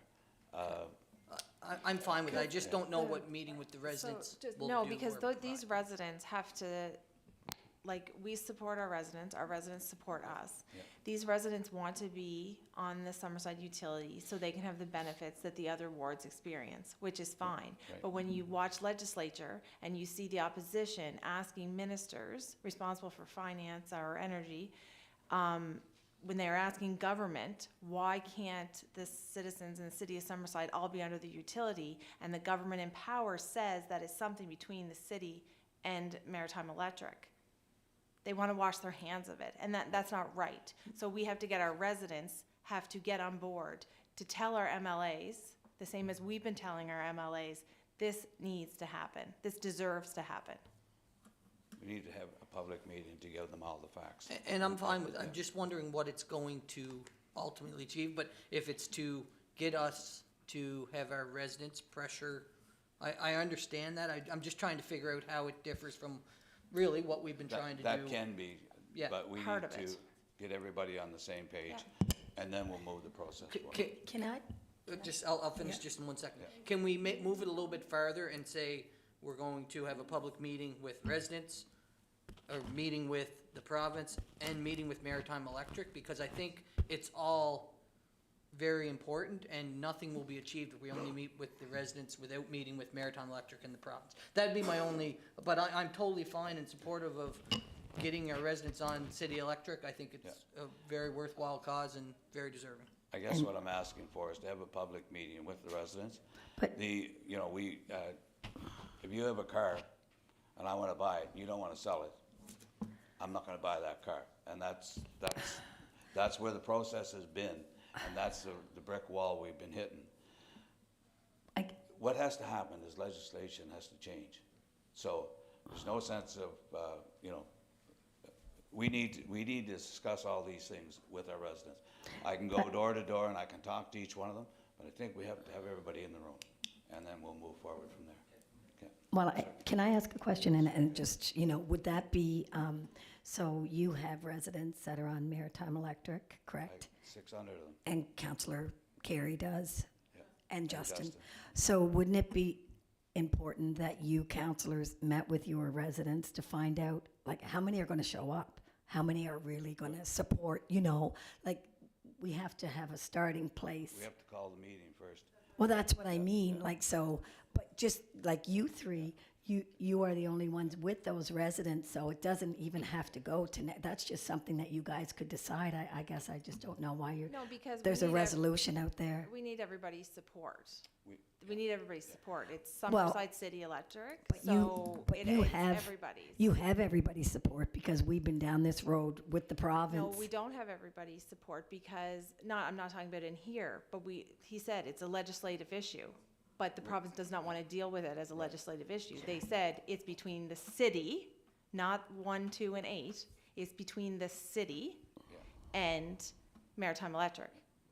So as a city, we all need to come together because we But have we residents. we who are aren't- together. Yeah. Like, Okay, we're, so we're, all, that's why we're saying. we're all in support of this. I Yes, guess I and that's just don't know exactly- why. That's you know. exactly I'll what we're explain saying. If Yeah. you're in support of it, then everybody, whoever wants to show up can show up. If somebody from any other ward wants to show up, fine. If they don't go. And basically, this resolution is asking the next council to set up that process. So, I'd like to comment on that, but there are others' lights on first. go ahead. So, Councillor McColeman, was your light on? How do I? No, I guess maybe it's been answered. I guess I'm just wondering though, Bruce, Councillor Bruce, that if it is the city that we're supposed to be involved, but I'm just wondering, like, we've all been sitting around these chambers for years, and you've been on FPEIM, and could you have brought it up through there so that the city would have had some leverage there? No, not, FPIM wouldn't have anything, no leverage there. Not at all. It's a separate utility. And, I guess my question is, and I understand the whole story, but a few years ago, I met with the CEO of Maritime Electric, right. and he made it quite clear to me, no way in a million years they're going to agree to anything like that. So anyway, and I think I advised the council, that wasn't this council, it might have been the last council. Yeah. But I guess I'm wondering, earlier tonight, we weren't too excited about asking the next council to do something, but I'm just wondering why we're asking this council. I think the next council will probably make up their own minds and. That's right, and we can all vote on this. If we want to vote against it, that's fine. I'll bring it No, up I'm not saying during we the vote next, against it, during but the next council. Are we putting words in the next councillor's mouths? No, it's an ask. It's an ask. We're not putting any words. Yeah, no. I think if you read it, we're asking the next council to do something. And I'll be there to help push it along. But in reality, when the city was amalgamated in '95, That's when it should happen. it's exactly when it should have happened. The city was given the right to look after all its utilities, but somebody forgot to move the boundary of MECL out. Then we worked at it. The Maritime Electric Act came into play. Then the PEI Energy Act. which one, there's one that has to be changed, and I think it's the PEI Electric Act or whatever. So those are the things that we have to deal with. So. Yeah, and I guess, Councillor MacDougall, I just don't know why we just don't leave it until next month when we do have our new council on board and just go ahead with it. I Like, don't see any reason why you can't vote on it, but I intend to just, vote on it, but. I'm just confused by it, really. That's, Yeah, I just don't know wanna why get it's it- on the table. I guess I just don't want to get lost in the mix, and I wanted to. Well, have it. you just have to There's- put that in your there's- phone. Yeah. Put that in your Anyway, phone, Bruce. This needs to, this needs to be Little reminder. acted upon in the next number of months. So that's why I'm asking council to request the next council to move forward with it. And if you don't like it, you can vote against it. But I put it on the floor. Making So, sense. and I have a seconder, so making call the sense. vote. So it's been moved by Councillor MacDougall and seconded by Councillor, I can hardly make out your writing Campbell. here, Councillor Campbell. Yeah. Any further discussion on the motion? All in favor, say aye. Aye. Contrary, nay? Carried. What was that all about? Well, we don't know why you did it. Well, you're just taking care of the next council, that's all. They always get started. Okay, we'll continue on. Municipal. Municipal Services. Councillor MacDougall, you still have the floor. Oh, I'm sorry. You have a report, I guess. No resolutions. I have no resolutions, Oh, you should. Yeah. but I will have a few words. I'm sorry. How's your street sweeper? You've got to put away for the season? There it is. I have a report here, Your Worship, and it's from our director.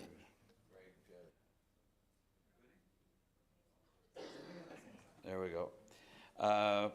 Annual inspection of the hoisting and lifting devices completed from the outside firm this week with a few minor repairs. Traffic line center painting continues in the construction areas. Crosswalk intersections, parking spaces are all complete for the year. Street sweeping will continue for fall pickup until temperature goes below the zero. I guess it's done during the day. And I had a discussion with Director Greg the other day on the street sweeper, and they're very happy with it. It's nice when you see Joe, you meet Joe, you wave at him and he's smiling. So, and Fiona debris pickup program was completed. Street sign repairs will continue from the damage until winter. And patching continues till the end of the month as it's been delayed since the explosion at the plant. Operations are preparing all winter equipment for operations in the coming month. And residents are reminded of the parking ban overnight for snow removal efforts. Speed radar sign was relocated from West Drive to Mackenzie Drive. Staff supported the event for traffic control for the witches on Water Street, or off Water Street, and barricade put up and removal. There 32 water samples were taken, all clear of bacteria, and 24 chlorination samples taken, all within parameters. 2 water main breaks this month, 18 new water services turned on, and we had 1 fire hydrant replaced. So that's my report, Your Worship. Any questions for the Chair of Municipal Services? I do not see any lights on for questions. Do you have anything further? I do have a couple of comments, but I'm going to leave those till the end. Okay? No amendments or anything? No. Okay, we'll continue on here with the agenda. Councillor Doiron, you have Tech Services as Chair. Thank you, Your Worship. I'll just read the report, and I do have a couple of items, or just one item, I guess, afterwards, but maybe I should wait till after, too. We'll see how I feel after this. The 2022 construction season is still continuing. The construction and the inspection of these jobs will continue for a few weeks yet. The water main replacement work continues on the Central Street project, although I was talking to Aaron today, and I believe that has completed for the season. I do have an update from him that I can read after this report. The majority of the reinstatement there is completed. The crews are waiting for the final testing of the last sections to complete the rest. I believe that's the water testing. The sewer replacement project is now completed on Chandler, and that crew has moved to Cedar.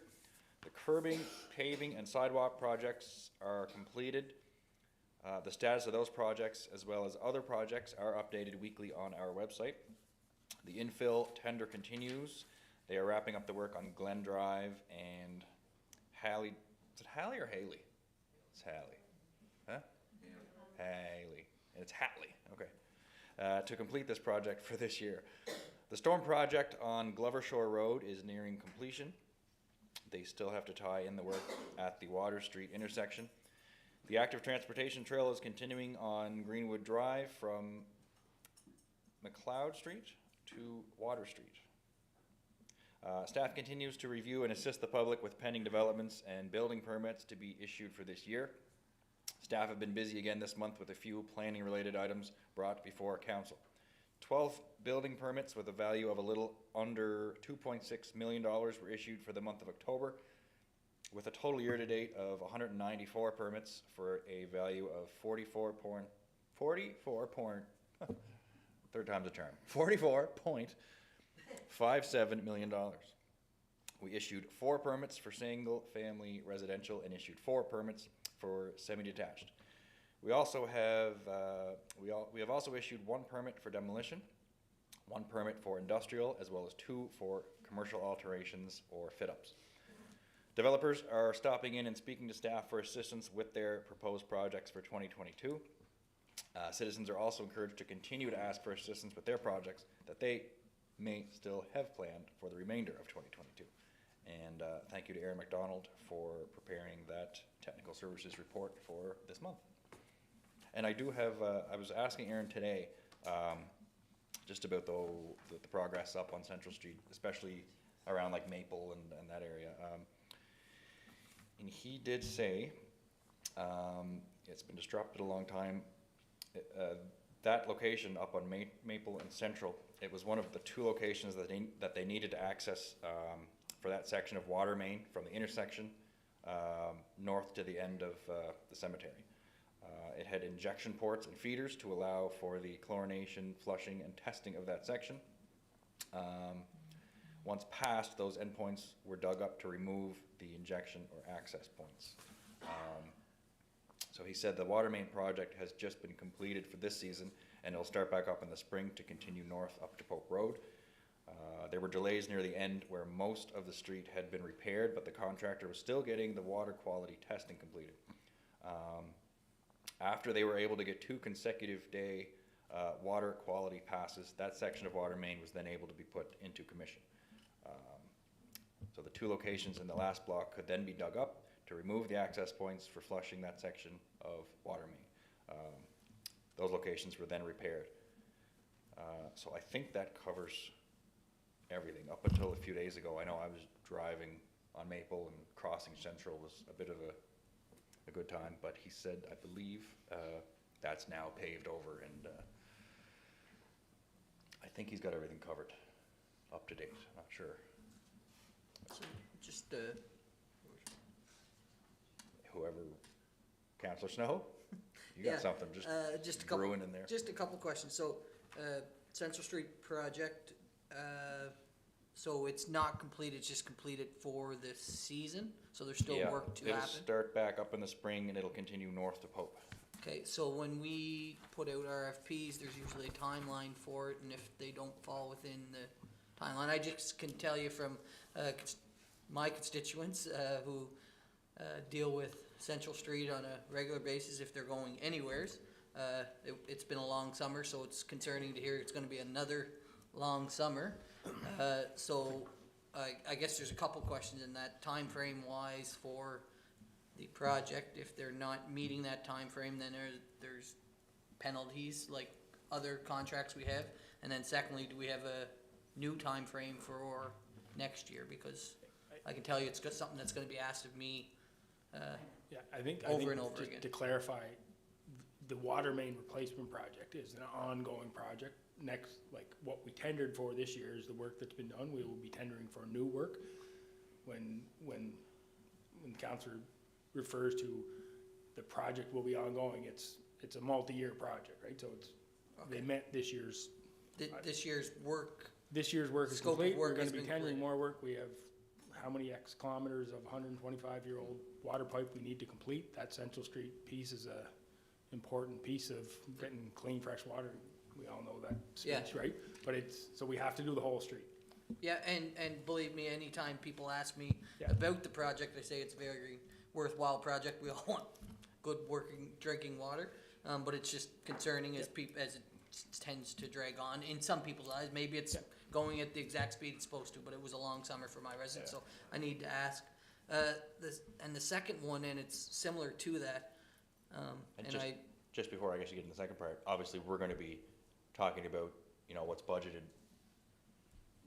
you know, in January, February, when we start talking about the budget, so we'll know what's allotted to that project, and then when the tenders go out, we'll know when they come back in, what the schedule is, and that sort of thing, so. Now that we know what can happen, I think we'll be better able to discuss how to deal with it. yeah, for sure. So just the second part to that, I guess, it's one thing I noticed the other day, especially when I drove over it and almost, I might have bent my rims, I don't know. I was coming down Cedar, pavement was cut out, getting ready for what looks like fresh pavement to put in just as they prep it, and not a sign to be seen. I know I mentioned it to you, CAO a couple times during the summer. I think it's very important if we're having any construction work done, and especially as it changes, whether or not they're cutting stuff out, or, you know, we know it's gonna be bumpy and affect our drivers, that we have the proper signage. So, I know that's been passed on to the contractors, but I just felt it, I actually felt it the other day when I hit it, so I think it's important that we make sure it's followed. Your worship, did you have? I have nothing. You have finished? Nothing more. I'm finished. I had just a couple of things, maybe more to reflect on the term sort of thing, just since this is our last meeting, but I can maybe wait to the end. Okay, and then we'll continue on then with Councillor McFeely. How's economic development? Still busy, according to the reports. It is, your worship, and thank you, and it's my last report, so the last time you have to listen to me. If you indulge me for one more few minutes here, we can move on. So I'd like to thank Director Mike DeTusca for the report, and I have some other comments there as well. And the majority of the efforts in the department this month has been focused on scanning our business community through our business retention expansion survey. So I think that's out in the public now, and trying to understand what the needs are of the business community. And I know the department spends a lot of time working on retention of businesses in town and in the city, and the helping them through expansion. And one of the big issues, of course, is labor, and I think we're certainly not sheltered from the issue really across the world is the supply of labor. And so the office is working hard to understand and catalog sort through our business community to understand what those labor demands and needs are, and work with them to meet those needs. Summerside is a city that is pro-investment, has sound economic fundamentals, and is a city that embraces investment. This council over the past 4 years has taken strategic action to better our community, focused on enhancing our downtown and facilitated collaboration with public and private sector entities to grow our economy. We keep saying it's a marathon and not a sprint. Case in point, in the last 4 years, Summerside has welcomed over 215 new businesses, representing 495 jobs, assisted our local business whom have significant confidence in our community to help fill labor gaps that I just spoke about, and continue to focus on creating investment opportunities throughout the community. Things like the Holland College project that this council worked so hard to get in place. The Summerside Business Commons that we announced at the special meeting on November 1st, that we finally were able to get the public funding in place for that. So that's something that the next council has the public funding in place and can move forward if they so desire. And various residential investments, to name a few. We've seen record investment in our community, and all indications are that that will continue, and the future is bright.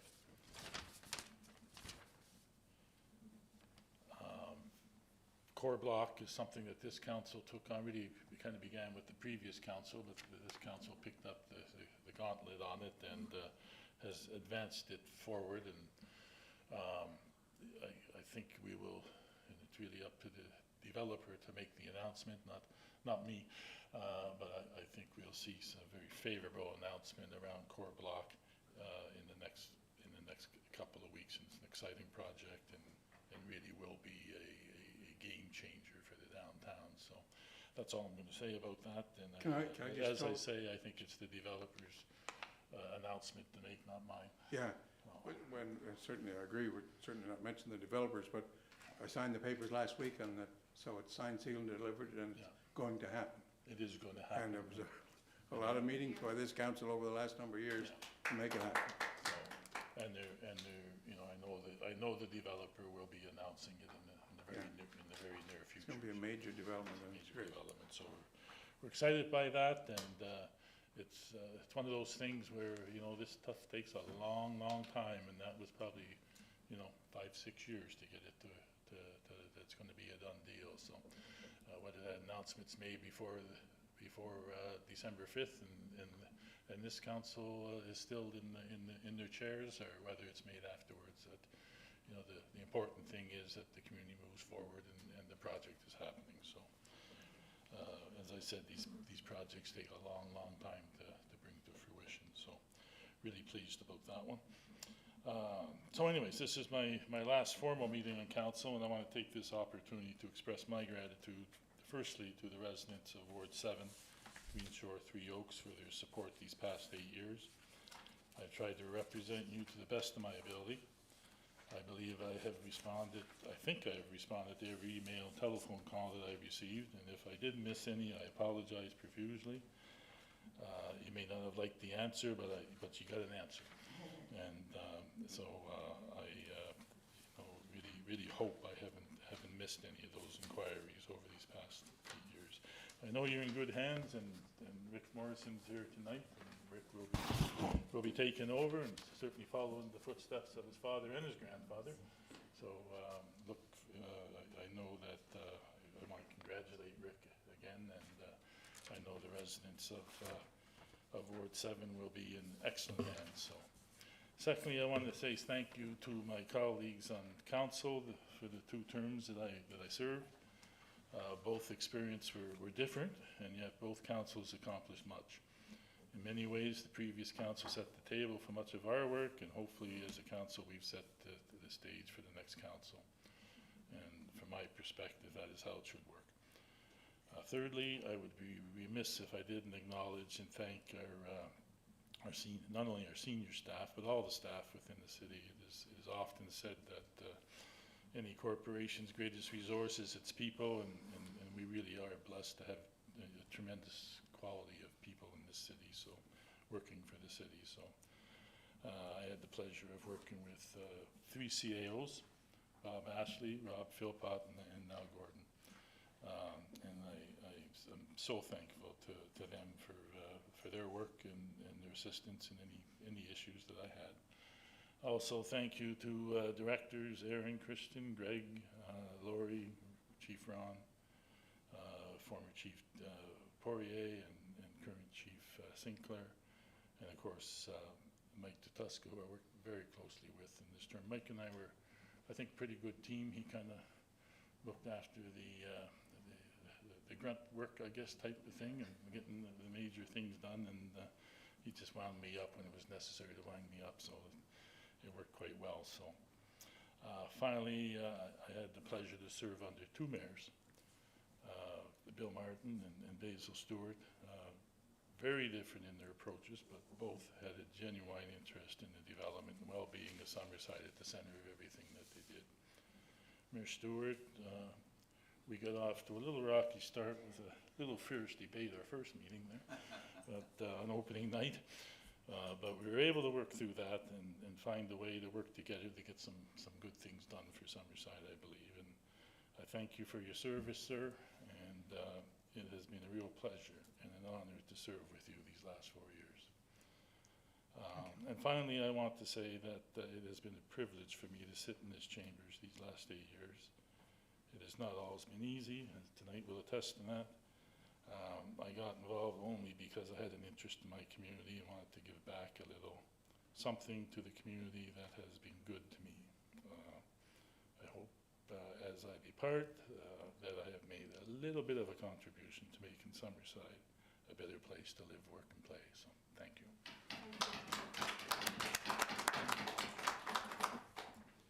Thank you. Okay, we'll continue on. I believe we have the Police Department report and Fire and Emergency Services. Councillor Ramsey. Thank you. The floor is yours. Thank you, Your Worship, and welcome everybody here this evening, fellow councillors. So I'm going to read October Fire Report, October 2022. There were 39 calls paged out during the month, 9 medical first responder calls, and I know fire services are just really kind of bogged down with those first responders calls, and we can't appreciate enough what they do and the situations they find themselves in. And I just want to extend a thank you to them for that, because this is something that's new, and they've been doing a lot of it, and thank you for that. 10 alarm panel calls, a structure fire, 2 motor vehicle fires, electrical fire, 2 appliance fires, and a flue fire, as well as many others.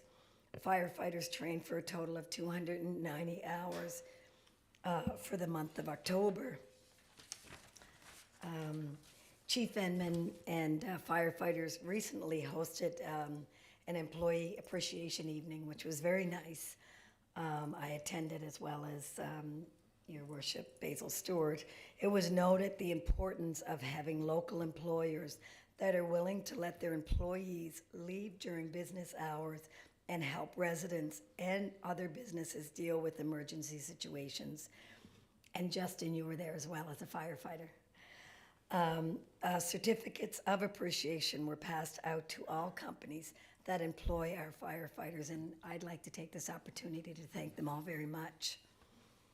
Once again, with COVID gone, our department hosted an annual Lunch and Learn program each day of Fire Prevention Week. 12 students are picked up at lunchtime from their school in a fire truck and taken to the fire hall for an hour of fire prevention learning and good foods on the barbecue. This is a program initiated by Chief Inman 15 years ago, and it is still as popular now as it was in 2007. And on some occasions, I went over to watch the children do their tour and have fun and have lots of good food, and then I'd follow them back to school, and they were just so excited. They'd jump in the fire trucks, and the sirens would be on, and anyway, it's a pretty special event for the children.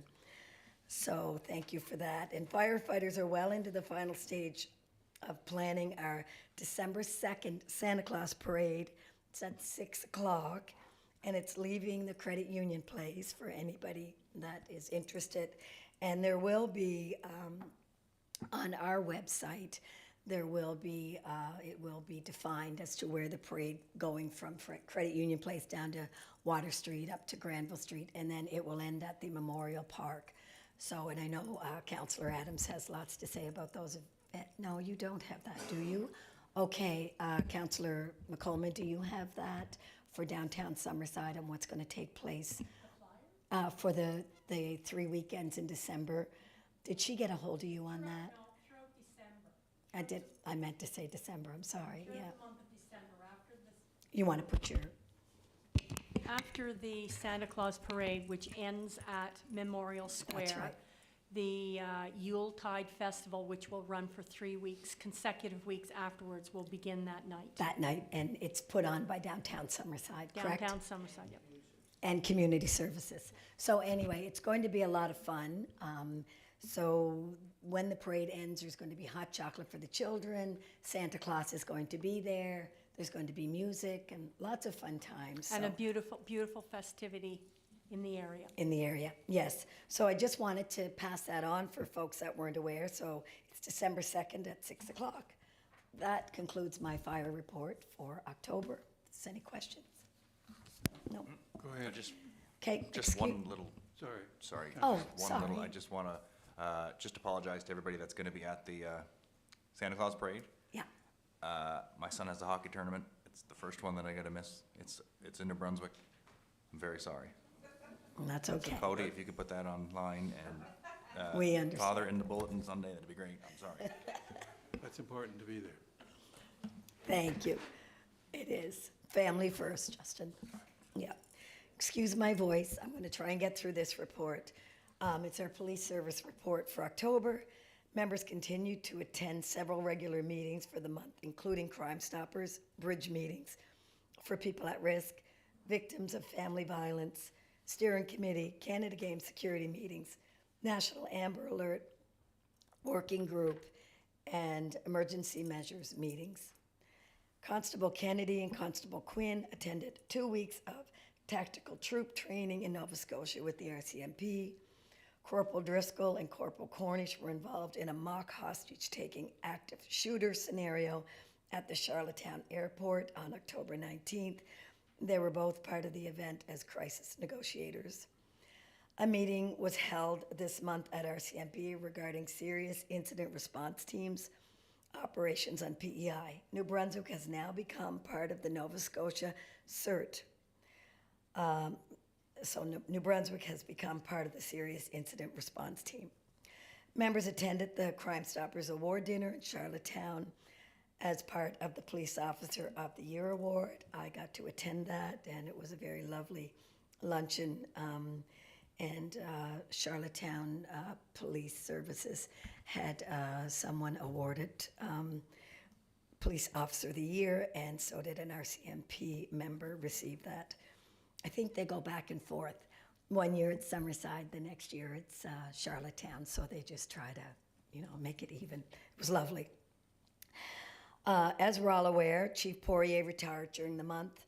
On behalf of the police services, we would like to thank the city for a retirement recognition event at Credit Union Place for Chief Poirier. Thank you, Mayor and Council, for that. It was nice to see a long-term employee recognized on his 45 years of service to the Summerside Police Department. So the following is a list of some of the occurrences for the past month in October and then previous months before that. And I'll distinguish if there's a large number in differences. But calls for service in October were 649. Traffic accidents were 33, and that's up over the last 3 months. Reported crimes of assault and threats were 28. Theft reports were 44, and that's up. Impaired driving offenses were 11. Highway traffic charges, including speeding, were way up. They were at 106. In September, they were 51, and in August, they were 67. So I know I saw a number of police cars out around doing traffic stops, and I even got stopped myself. Well, I know. But anyway, I'm just saying, I know. I know. First time I've got stopped in 20 years, but they're doing their job. Break and enter reports, 11. Drug enforcement charges, and that doesn't include the JFO charges, were 5. And any questions can be directed to Chief Walker or Chief Blackhair or myself. So that concludes my report on police services. I'd like to take a moment, though, if everybody doesn't mind.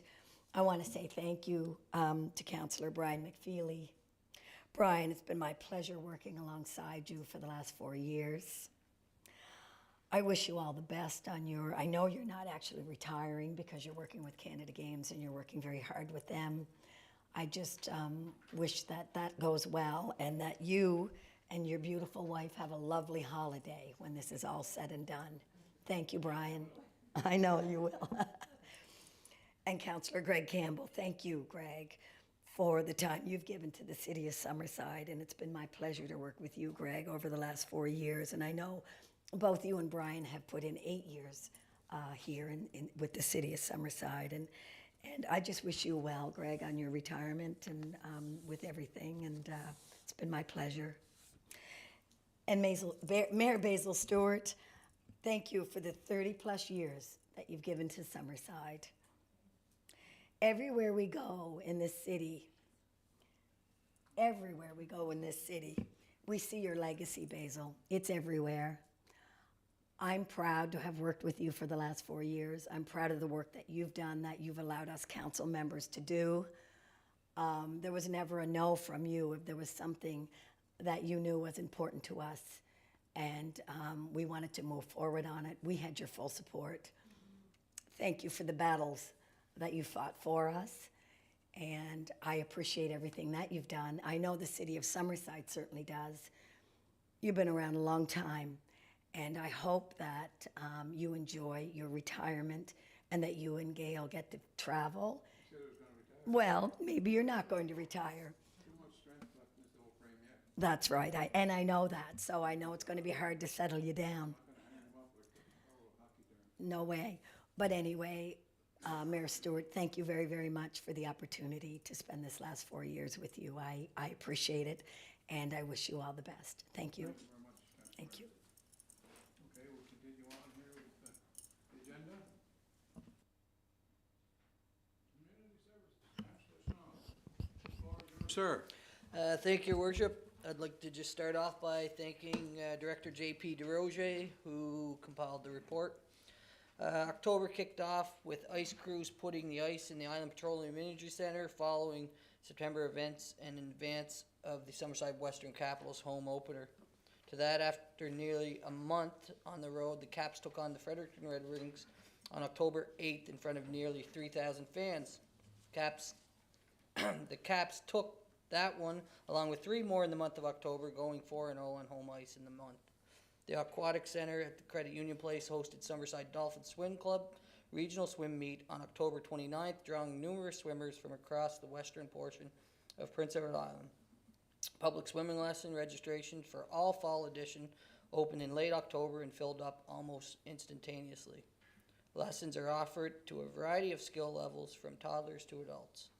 The Maritime Chess Festival took place inside Veterans Convention Center at Credit Union Place, October 7th to 10th, with 50 chess players registered from all over the Maritimes. The festival featured the Maritime Chess Open, a 6-round event with players competing in 2 games per day. Side tournaments included Maritime Rapid Chess Championships, the Maritime Amateur Chess Championships, and the Maritime Junior Chess Championships, and Maritime Blitz Championships. The Veterans Convention Center month of October was busy with 58 rooms booked. The VCC combined forces with Explore Summerside to host a massive craft fair, which was led by both LJM Events and Craft Vendors Market, as well as PEI Craft Trails, whose event was initially scheduled to be outside, however it was rained out. The craft fair filled the VCC and part of the Cup lobby. The building felt alive and full of excited patrons. Active Living Summerside had no shortages of programs throughout the month of October, offering a weekly walking program, Thanksgiving turkey, bowling at the Cup, Halloween PD day camp, pumpkin carving party, and their very first Summerside Haunted Dome all took place during the month. The Haunted Dome was a tremendous success at the Summerside Dome, seeing over 1,000 people take part in the spooky festivals throughout the daytime sessions and nighttime sessions. That is my report, but like others, if I could just have a couple seconds. For the last 4 years, I had the privilege of chairing community services. As many probably in the community realize now, I've taken a different job, and with the new incoming mayor, who I already met with, I have made the request that I no longer chair that department, just due to the close connection between my current job, which has no connection to the city, but definitely has a connection to Credit Union Place. So for public optics, I thought it was very appropriate that during the next term that I not chair that department. That being said, I want to thank JP and all his great staff for the 4 years. They were amazing to work with, and we're very lucky to have them in charge of community services within our city. And next, thank you to Brian and Greg as counselors. It's been a great 4 years. Really enjoyed working with both of you. Have a lot of respect for both you guys over the last 4 years. Lastly, Your Worship, we definitely had our battles in here, and I wouldn't have it any other way, and I don't think you would either. That's sort of how democracy is supposed to work. You've been the only mayor that I've really known, other than the 4 years you took a vacation, and that you say. But you've been the only mayor I've known from being a young kid in this community. So thank you for that. We definitely see eye to eye on a lot of things. So thank you for your years of service, and hope you enjoy your next however long vacation you decide to take until you decide to do whatever. Vacation every 4 years?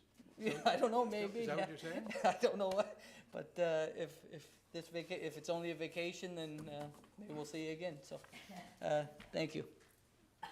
Thank you, Councillor Snow. Appreciate that. And so, Councillor Adams, we have legal affairs and culture and policy review and a report, and I do not see any resolutions, but the floor is yours. No resolutions, no amendments, we're good. I'll start out with Human Resource and Legal Affairs. Cindy Herlahai, is that how you say it? Cindy Herlahai, yeah. She was recently hired as the steno receptionist in the Tech Services Department, so welcome to Cindy. It's a hop in place up there, so I'm sure she'll be put right to work. Advertisements are currently underway for volunteer firefighters, and the credit union place is looking to hire lifeguards. The annual City Hall fire drill was held in mid-October, and congratulations goes out to Deputy Police Chief Jason Blackyear on his promotion. That's it for that one, Your Worship. And I'll go into Culture Summerside. Volunteer actors brought to life the history of Halloween and the darker side of Summerside and island history with the annual Ghost Walk that took place on October 20th. This was sold out. Each of the 313 plus attendees experienced 10 vignettes researched from historic sources and written with all ages in mind. Guided tours of 30 plus people left every 10 minutes. Feedback has been very positive, and the community was happy to return to the traditional walk format over the Ghost Walk stage shows that were offered during the early COVID days. A symbol of courage that a few of us were able to attend was presented at the Harbourfront Theatre on November 9th to mark the 100th anniversary of the Prince County Soldiers Monument. The evening was well attended with almost 400 people at the theatre. Feedback has been very positive. It was an honor to represent this program, present this program to the community, and a recorded version of the event will be available online later this month. In regard to the Christmas program, Culture Summerside is fine-tuning the details of its 2022 Christmas program. Specifics on scope and the breadth of the program will be released shortly. In regard to museum collections, Culture Summerside continues to focus on museum collections projects and regularly applies for project funding from the Community Museums Association, PEI. These projects support the ongoing work of cataloging and managing museum artifacts from our various sites and collections. Currently in phase 1 of a collections organization project, and will seek funding later this month for further phases. And that's all for that, Your Worship. That's all you have on that one? Yeah, I just have a couple, for a couple minutes. As everybody else has also mentioned, I wanted to thank our outgoing gentleman, Brian, who's always my steady Eddie to my left when I get worked up over here. And at home, if I'm debating things, it's always like, well, did you ask Brian? So you are definitely the calming factor. Always a level-headed discussion when trying to make decisions and needing advice, and all the best to you and Mary Jane. If she can tear you away from your other commitments, I'm sure Yes. Yeah. And Greg, going to definitely miss those looks across chambers when things get heated. And even though you don't always say too much, we know that there's lots going on in there, and you you say what you have to say when it needs to be said, and that's very much appreciated. And all the best to you and Wendy and everybody.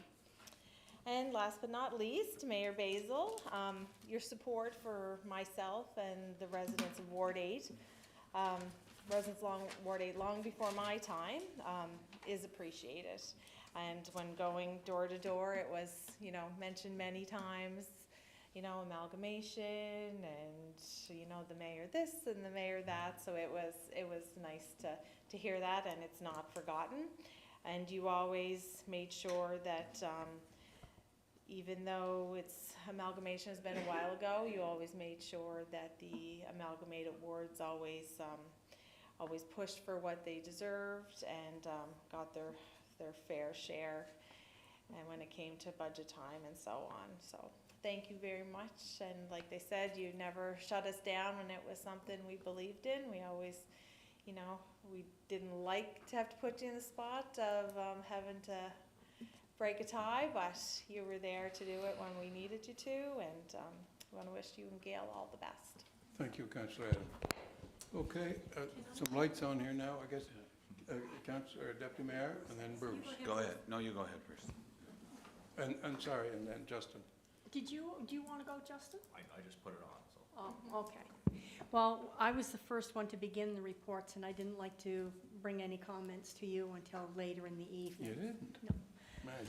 Annie, so I want to first of all thank our councillor teammate, Councillor Brian. Thank you for everything that you've contributed and all of the leadership that you've given to us as a council, and your calm, steady demeanor when we're going through very difficult situations. You've always been there. So I want to thank you. You will be missed, but we wish you all the best, and Mary Jane. And Greg, same to you. Working 2 terms with you, I want to say thank you. It's been great working with you. You're a thinker. You're the kind of person that you take it all in, and when you have something important to say, you're going to say it. And I want to thank you for being part of council, and I wish you all the best, you and Wendy. And thank you for the years on council and the service that you have given. We really appreciated it. And Mayor Basil, I just want to thank you. I think for you, there's so many things that describe you, but I think the biggest thing for me is that your 30-plus years, you have really given a lot to the city, the residents of Summerside, and we know how much you love Summerside, and there's all kinds of assets in this community that were pushed by you to make them happen, so I want to thank you. The greatest honor of my life, serving since 2000 on council, was to be appointed deputy mayor for the last term by you. And I appreciate that, because all of the things that over the years that I watched and learned and mentored through you, I think it gave me an opportunity to put them into play, and I've always appreciated it. I think that you're the kind of person that when you say something or you're going to do something, you don't back down until it gets done. And you've done that nationally. You've done that throughout the Atlantic provinces on your terms with Atlantic Mayor Conferences, and the many people and groups and events that you've brought into Summerside because of that networking, and those contacts mean an awful lot. So I want to wish you all the best in your future endeavors, whatever they hold. I hope that you and Gail will have a chance to do some vacationing, and I want you to know that you're not going to be forgotten. We make sure that we will remember everything that you've done, and we'll appreciate it. Thank you. Thank you very much, Councillor, Deputy Mayor. Okay, Bruce or Justin? Go ahead, Justin. Oh, Bruce, that's a big That doesn't one. matter. I Go can ahead, do it now. I guess just, yeah. Yeah, I deserve the last one. First of all, to Brian and Greg, just like to thank you both for your 8 years of experience that you brought to my first term. Brian as my chair of economic development, and Greg for making it look like I can golf. Yeah, you know what I mean. Brian, if I ever have trouble sleeping, I just get YouTube on and throw up an old planning board meeting, and no problem. I'm not sure how the committee structure will work or who's going to chair what, but I have to thank Directors Aaron McDonald and Mike Thathuska from Tech Services and Economic Development, and also their staff. Their guidance and expertise wasn't only second to none. It was called upon and needed time and time again. Of course, just want to say how much of an honor it was to serve under our still current mayor. I'm going to date myself here, but I'm probably going to date you even more, Your Worship. When you became mayor in '85, that was the year I was born. Yeah, I remember that. Yes. I remember '85. I remember you being invited to the room because you never turned down an invitation. You were there, just Tea and ready to go. Welcome to the Summerside. So, other than those 4 years, I guess when you were off duty, you've been the only mayor I've ever known as well. Your contributions to Summerside, I don't think they can be measured. One of the things I appreciated most about you is that you never took any credit for anything yourself. You always made a point of seeking, some of us out or all of us out to give us credit for the projects that we've put through, and making sure that all of our efforts were recognized. You were never one to, take a picture by yourself and, that was it. You always made sure to seek out everyone and give us all credit.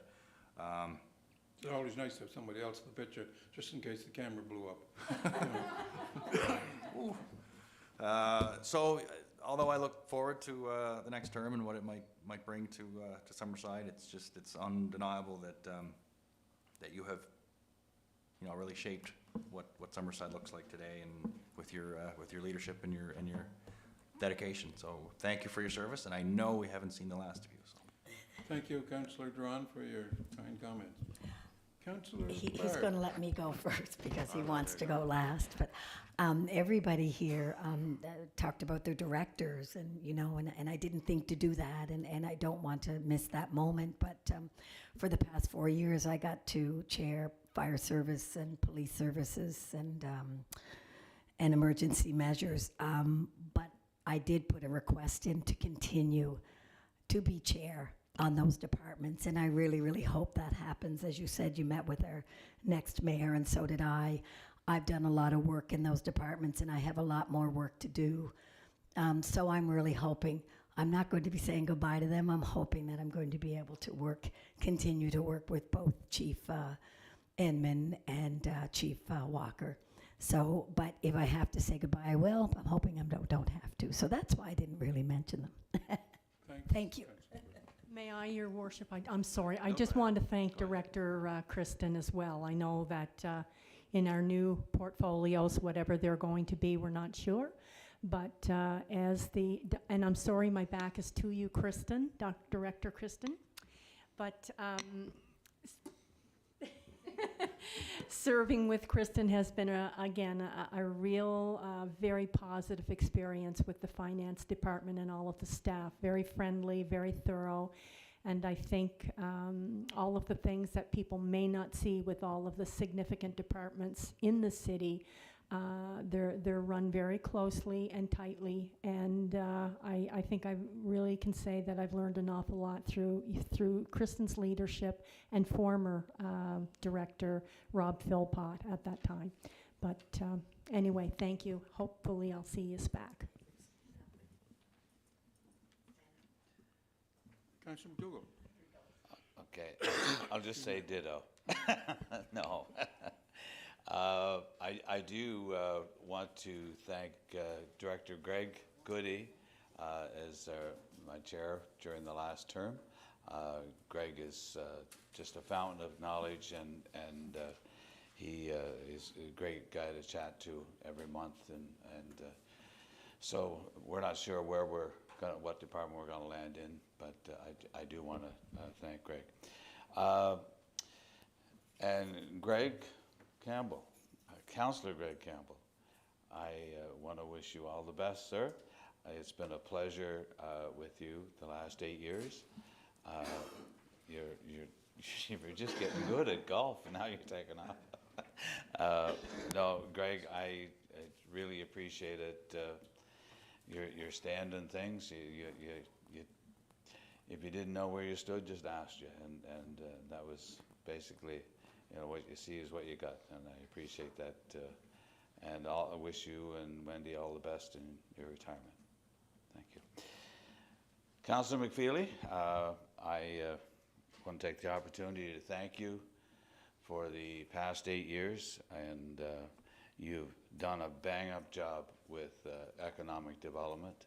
The combination of you and Mike Tathuska was a great combination, and the city is certainly in a better place during your time, and appreciate all your efforts in the economic development.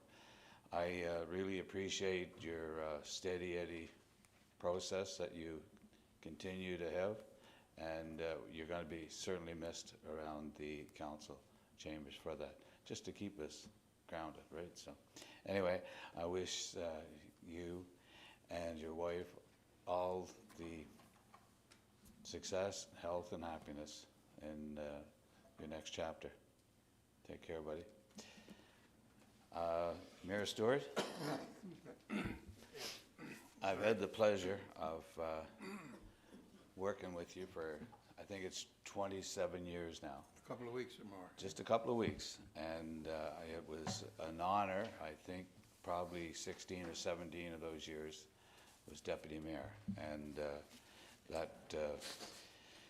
there was a lot of things accomplished during those 27 years. There's, we go back to the boardwalk, which I tackle every morning, the waterfront, the new wellness center, the city hall being done over, the new police station, and it's just ongoing. This city is certainly a better place because of your efforts.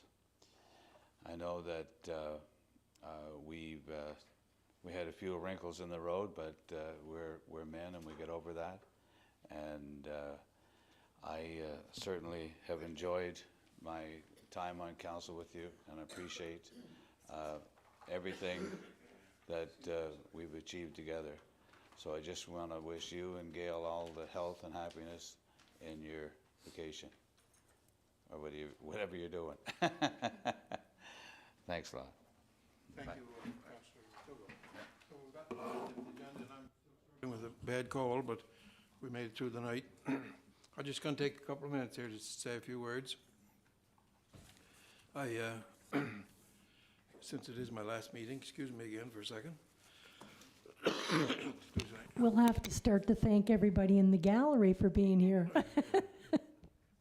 But this being my last council meeting for this term, I want to thank my fellow councillors and staff over the last 4 years for your great support and great work.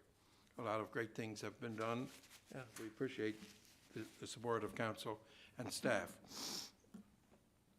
I've worked as hard as possible for the city over the many years as mayor, and on the police department before that for nearly 15 years.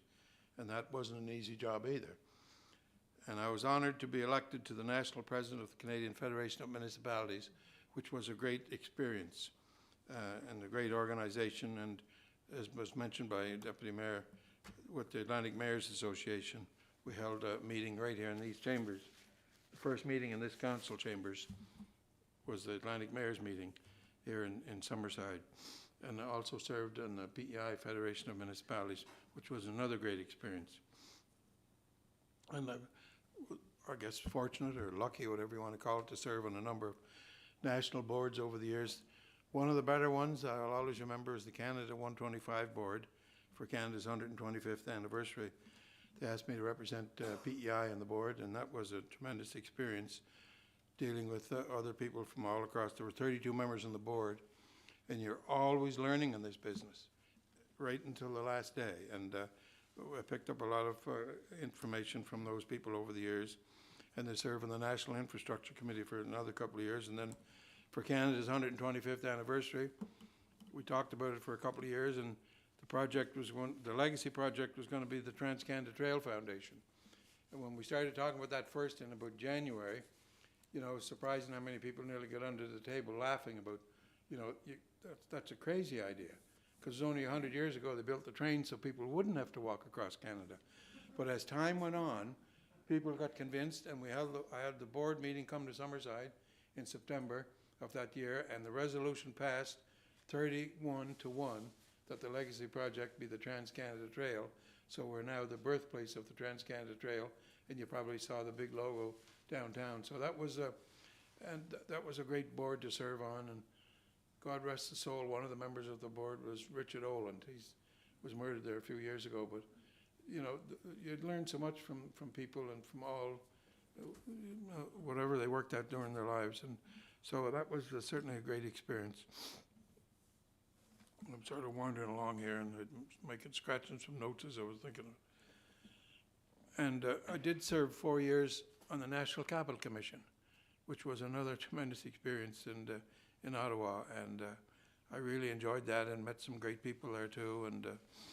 And over the years, Brian, I served in, we have 3 Canada Games here, or will be 3 coming up on the board for that, for the Canada Games. And the last one was it 2009? And you'll have to get a new member for the next couple of months here for Summerside. And my 33 years as mayor, it certainly hasn't been easy over the years. It seemed like nearly every term there was a situation, very difficult, whether it was a crisis or whatever you wanted to call it. The base closure, then the West End redevelopment, and the stink, and the boardwalk to get everything in place, and the riprap to get it covered. And that made that area, I know we had many discussions here, but that made that area on Mackenzie Drive available for development. That wouldn't have never happened if that smell was still there. And all the properties along there now are so much better with that smell gone. And the waste watch, when that came in, we tend to forget about it, but that wasn't an easy thing to deal with, because everybody was complaining, or an awful lot of people, where am I going to put that big black cart? I get no room at my, you know, so the calls went on for I don't know how long with that, but the mayor seemed to always get the calls, but that, I supported it, and I think it was and is a great project. And people are used to it now, and I think they appreciate it. But the base closure was probably the most difficult time to deal with. That was a couple of years battle, and even though we still miss the military, but with the tax center and the redevelopment of the base, we have more numbers working than when the base was here. And it was mentioned earlier about amalgamation. That was a difficult time when I got a call from the province saying that that was going to happen, Basil. There's going to be 4 areas in the province amalgamated: Charlottetown and Summerside, Cornwall and Stratford. And those areas, they took in a number of communities. So the former town of Summerside and the former village of St. Helens and the former village of Wilmot and a portion of Sherbrooke, the province said that's going to be the end of it. And the reason they fenced off a new city, and they called it Summerside because it was the largest of the municipalities that were in the area. So that wasn't an easy process. We had to work for nearly a half a year with all 6 councils together to get everything tied together. And we got through that process. And then, I might be off a little bit in my dates here, but then our arena was starting to fall, rust out, worn out. And then we had the bowling alleys that were like a potato field sort of thing. And so then the talk started about we needed something a replacement. And, you know, we had a chance to build a rink, a Butler building, or go for something that would increase economic development. And the councils of the day, back then, when was it, 20 years ago or whenever, supported it after we sent people across the country to look at areas that had just arranged for a new arena. But we included a number of things in this one, and it was so important at the time to do it the way we did. We needed a new pool. The one in the basement of the Holland College building was a disgrace. We needed new grandstands for the racetrack. That was an embarrassment when the races were going on with the foot of water every day it rained. So a lot of meetings were held with the council, and Norma, you might have been here for some of those meetings, and Bruce, but to try to deal with the other two orders of government, and we were successful. And we said we're not going to settle for anything less than what we feel we're entitled to. So we got a package deal put together. We got to thank management for the grandstands. The city borrowed the money and leased the building to Atlantic Lottery, and their rent more than makes the payment, and it will be owned completely by the city. And I'll get Kristen, if she's still with us, the credit union place, if you can believe this, you couldn't build it nowadays for $100 million, I don't think. But I think it will be paid off in, is it about 4 years or so, Kristen? 2027. That whole facility will be paid off. So that was a difficult time to get through all of that process, and everybody got themselves convinced that that's the way to go. And if it's worth doing, it's worth doing right. So, and I commend the councils of the past for their support in those many projects. And somebody had mentioned about, about all the things that happened over the years, but I mentioned the base loads were difficult, but then we had Hurricane Juan that turned the town upside down, basically. That wasn't easy to deal with. And then we had Hurricane Doiron. Then we had COVID. And then, I was just hoping this term that I'd have one term where I could just do the mayor's stuff. But, because all of the other terms, you were in a battle with somebody to try to get something done. And then this past year with COVID, and I was going to say with that in the middle of it, and then to try to hold the meetings to process the business, which we had to do. And I don't know how many meetings we had. Brian had said it was 3 times the usual amount. But we did it with the support and the permission from the provincial government, Department of Health.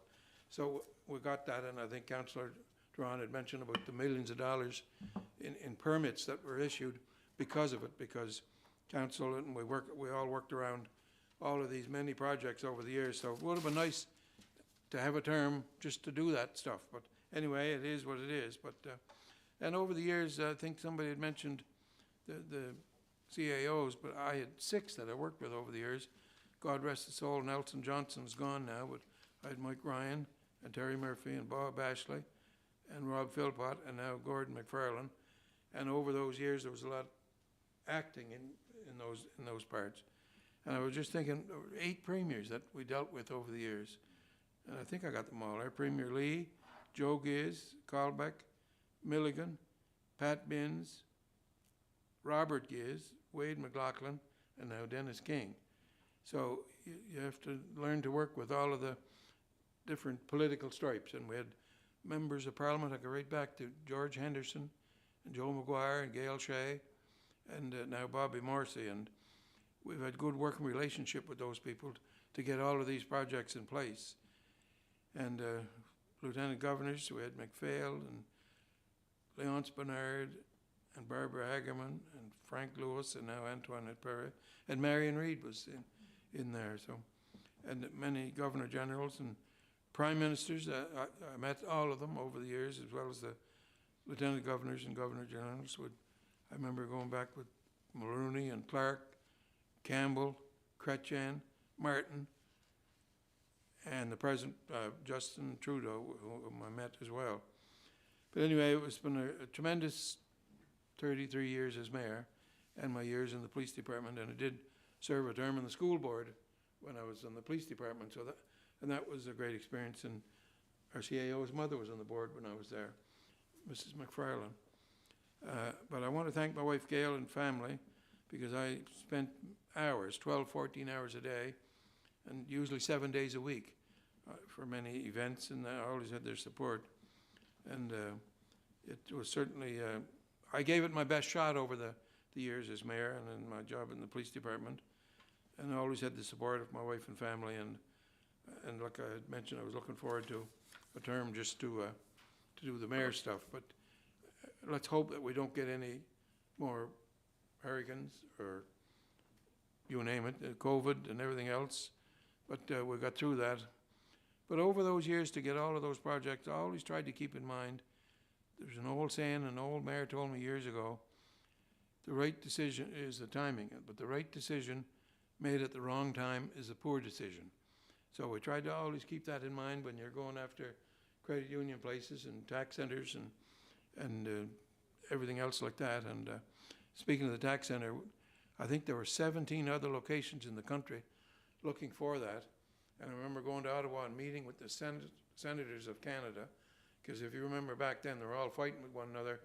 Half of them didn't want it and half of them did. So if it got passed, it was going to happen. And I got right to the Prime Minister at the time, right to his house. And he said to me, Basil, you will get the tax centre in Summerside.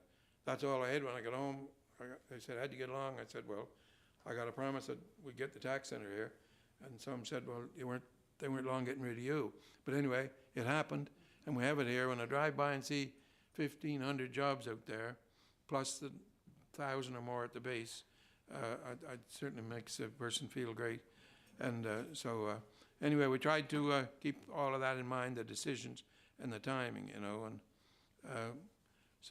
anyway, also, Brian, I want to thank you as Chair of the Planning Board and Chair of Economic Development and your co-chair, with the support of all councillors.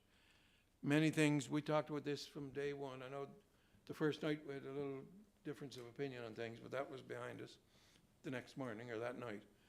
But how important it was to get new development here and to get the revenue rather than tax increases, and to try to get additional revenue. Our tax base from commercial to residential was out of whack. And so we got a lot of additional commercial and residential tax base because of the efforts of economic development with the support of council and staff. We had great staff to go after these projects, and like it was mentioned on Greg's department there, that solar situation. And another battle I didn't talk about, I mentioned, was the windmills. That was a new thing back in the, help me with the year, Brian, would be 20 years ago? Yeah. Or not Brian, Gordon. We were close to 20 years. But I remember Wayne Easter was the minister in maybe Chrétien or Martin's government, and we went to see him, and he got us the money. And then when you get the province on the feds on side, the province came on side. So that was a long battle. And FCM, we've had a great working relationship with FCM. We got $10 million out of them this past year for the solar system. Plus, when it was all negotiated, they threw in an extra $1 million as a grant. And you just got to, governments change political stripes, and you got to work with them. And if you get, we got a lot of these things, and I like to use the word we all the time, because with the three orders of government working together, a lot of things can happen. And we got a lot of projects, and how many of them were 33-cent dollars? A lot of them. And and there's only one more project, in my opinion, and I think obviously in the opinion of council.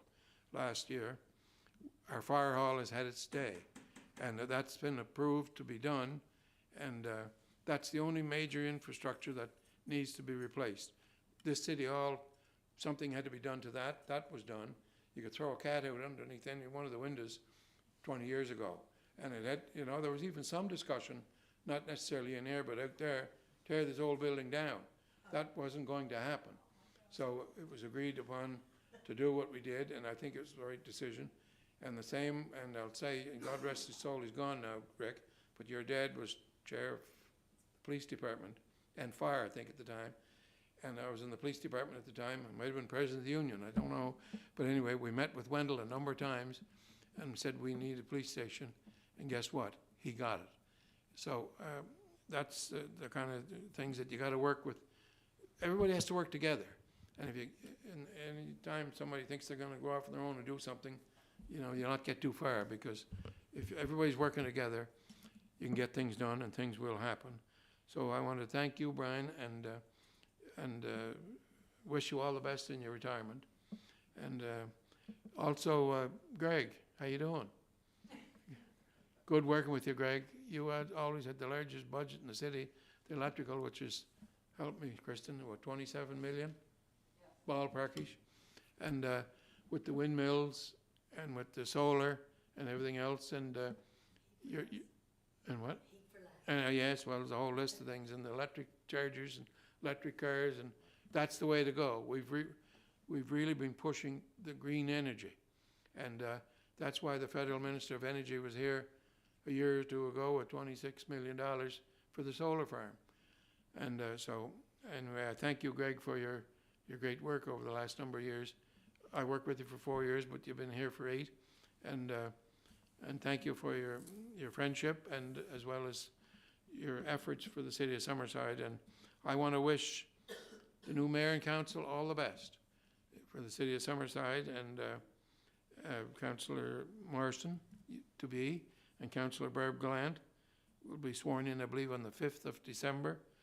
So anyway, that's the Reader's Digest version of what I wanted to say. Sometimes maybe I did go on a little too long, but it's been a great run, and I still have my health, and I still feel great, and I ain't going to put my feet up any place. I'm going to keep moving, and thank you. So Mayor Basil, Hello. we're going to be waiting for your book. We'll be waiting for your book to come out.